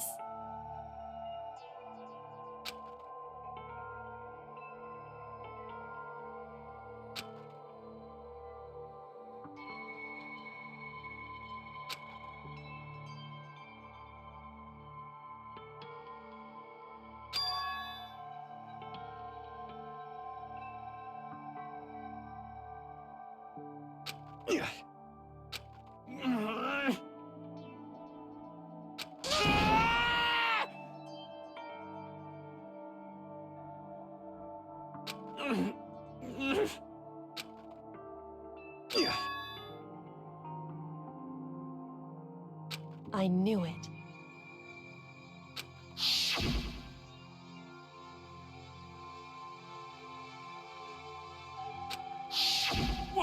What is this?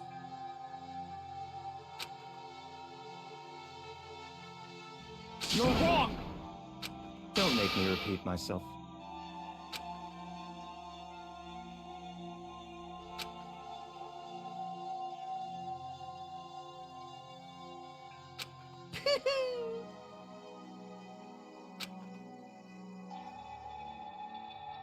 Hey,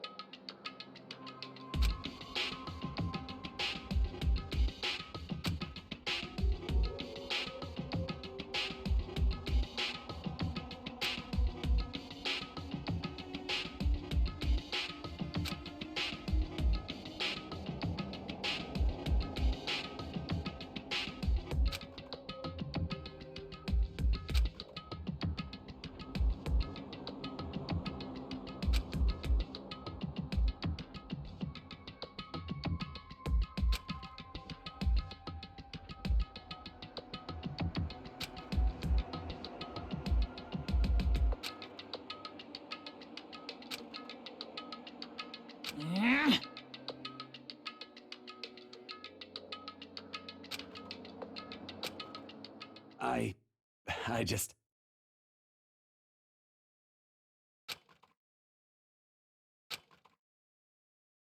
Don't fuck with me!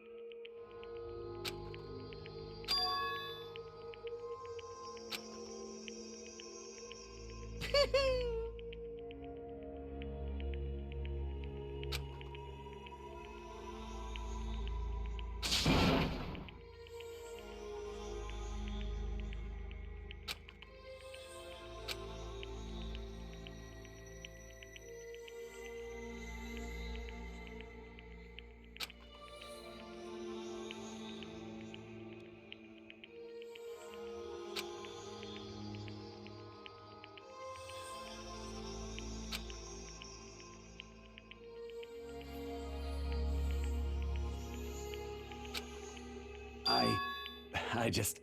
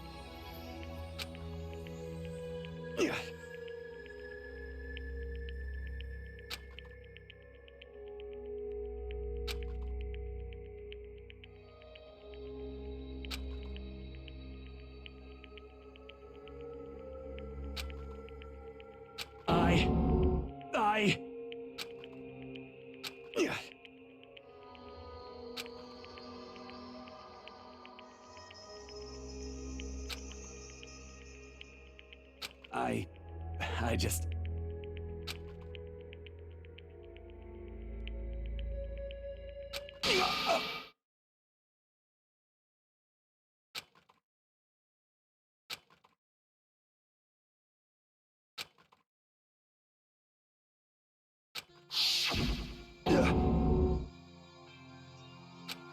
I'm sorry.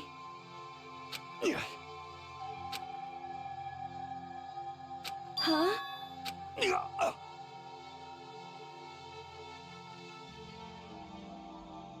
But I want to change.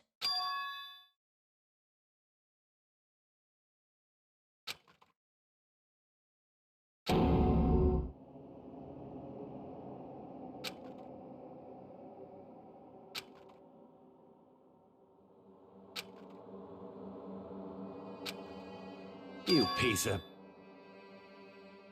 What? What? Huh?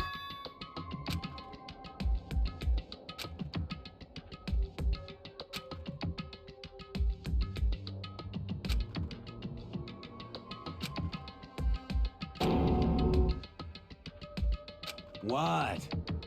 What? No!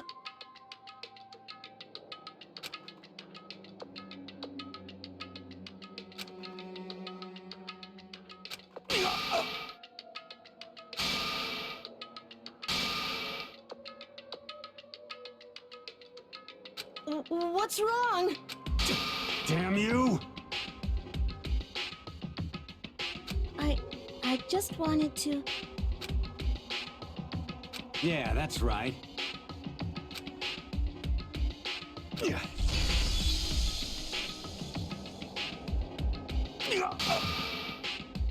You son of a bitch!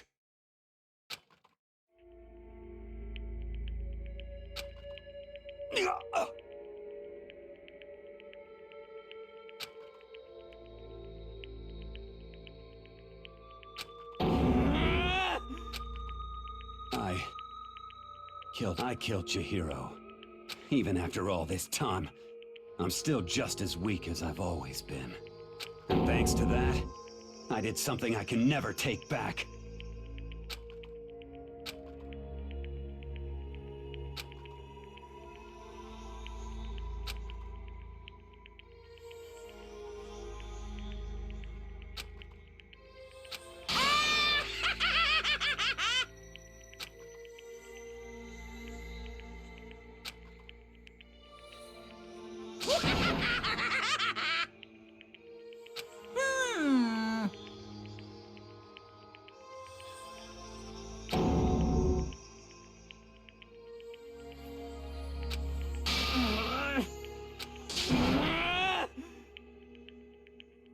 Yep.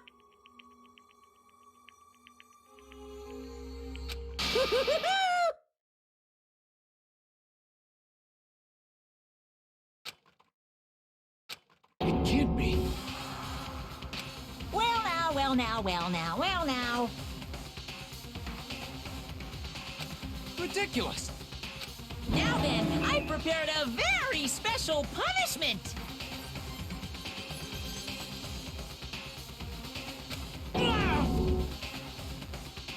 Let's give it everything we've got!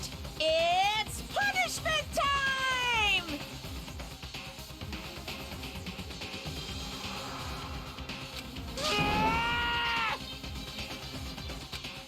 Sorry, man. I couldn't keep the promise we made. From one man to another.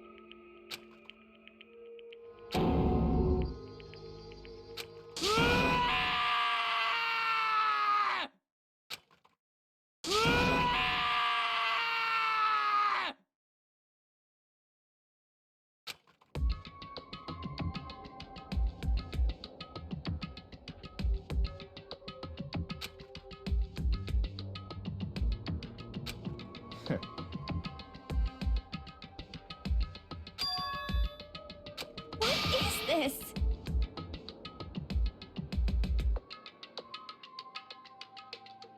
Naturally. Hey,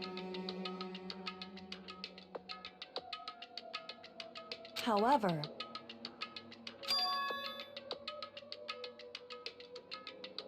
What?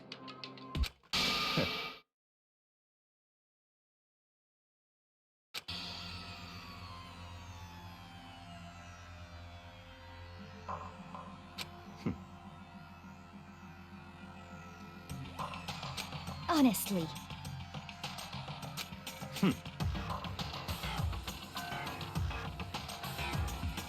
There is nothing to be done.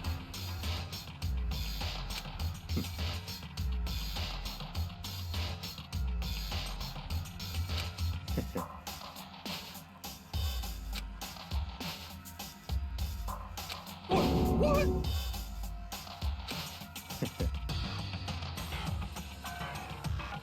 Well, That's right.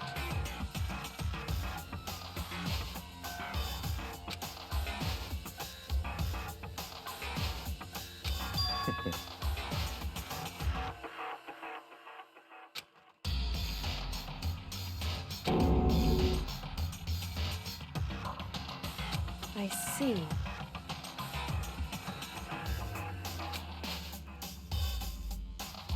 But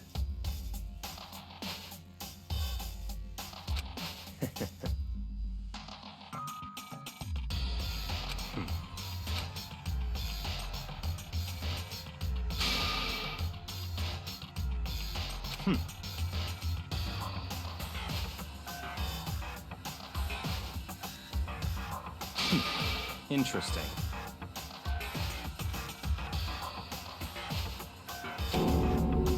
Correct. Indeed. Hey, What's this? you.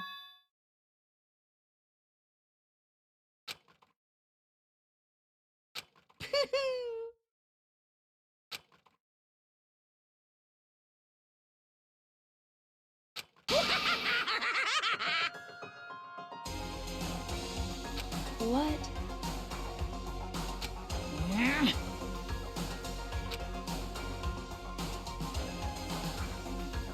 Damn.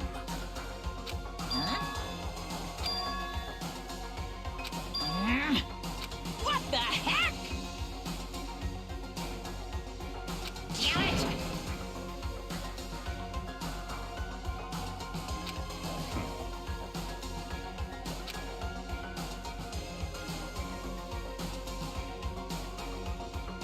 Ooh, how exciting!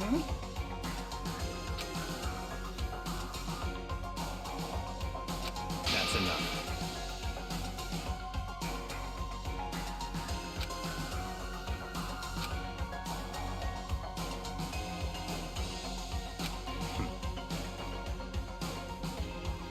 In the name of my family. You're getting all riled up!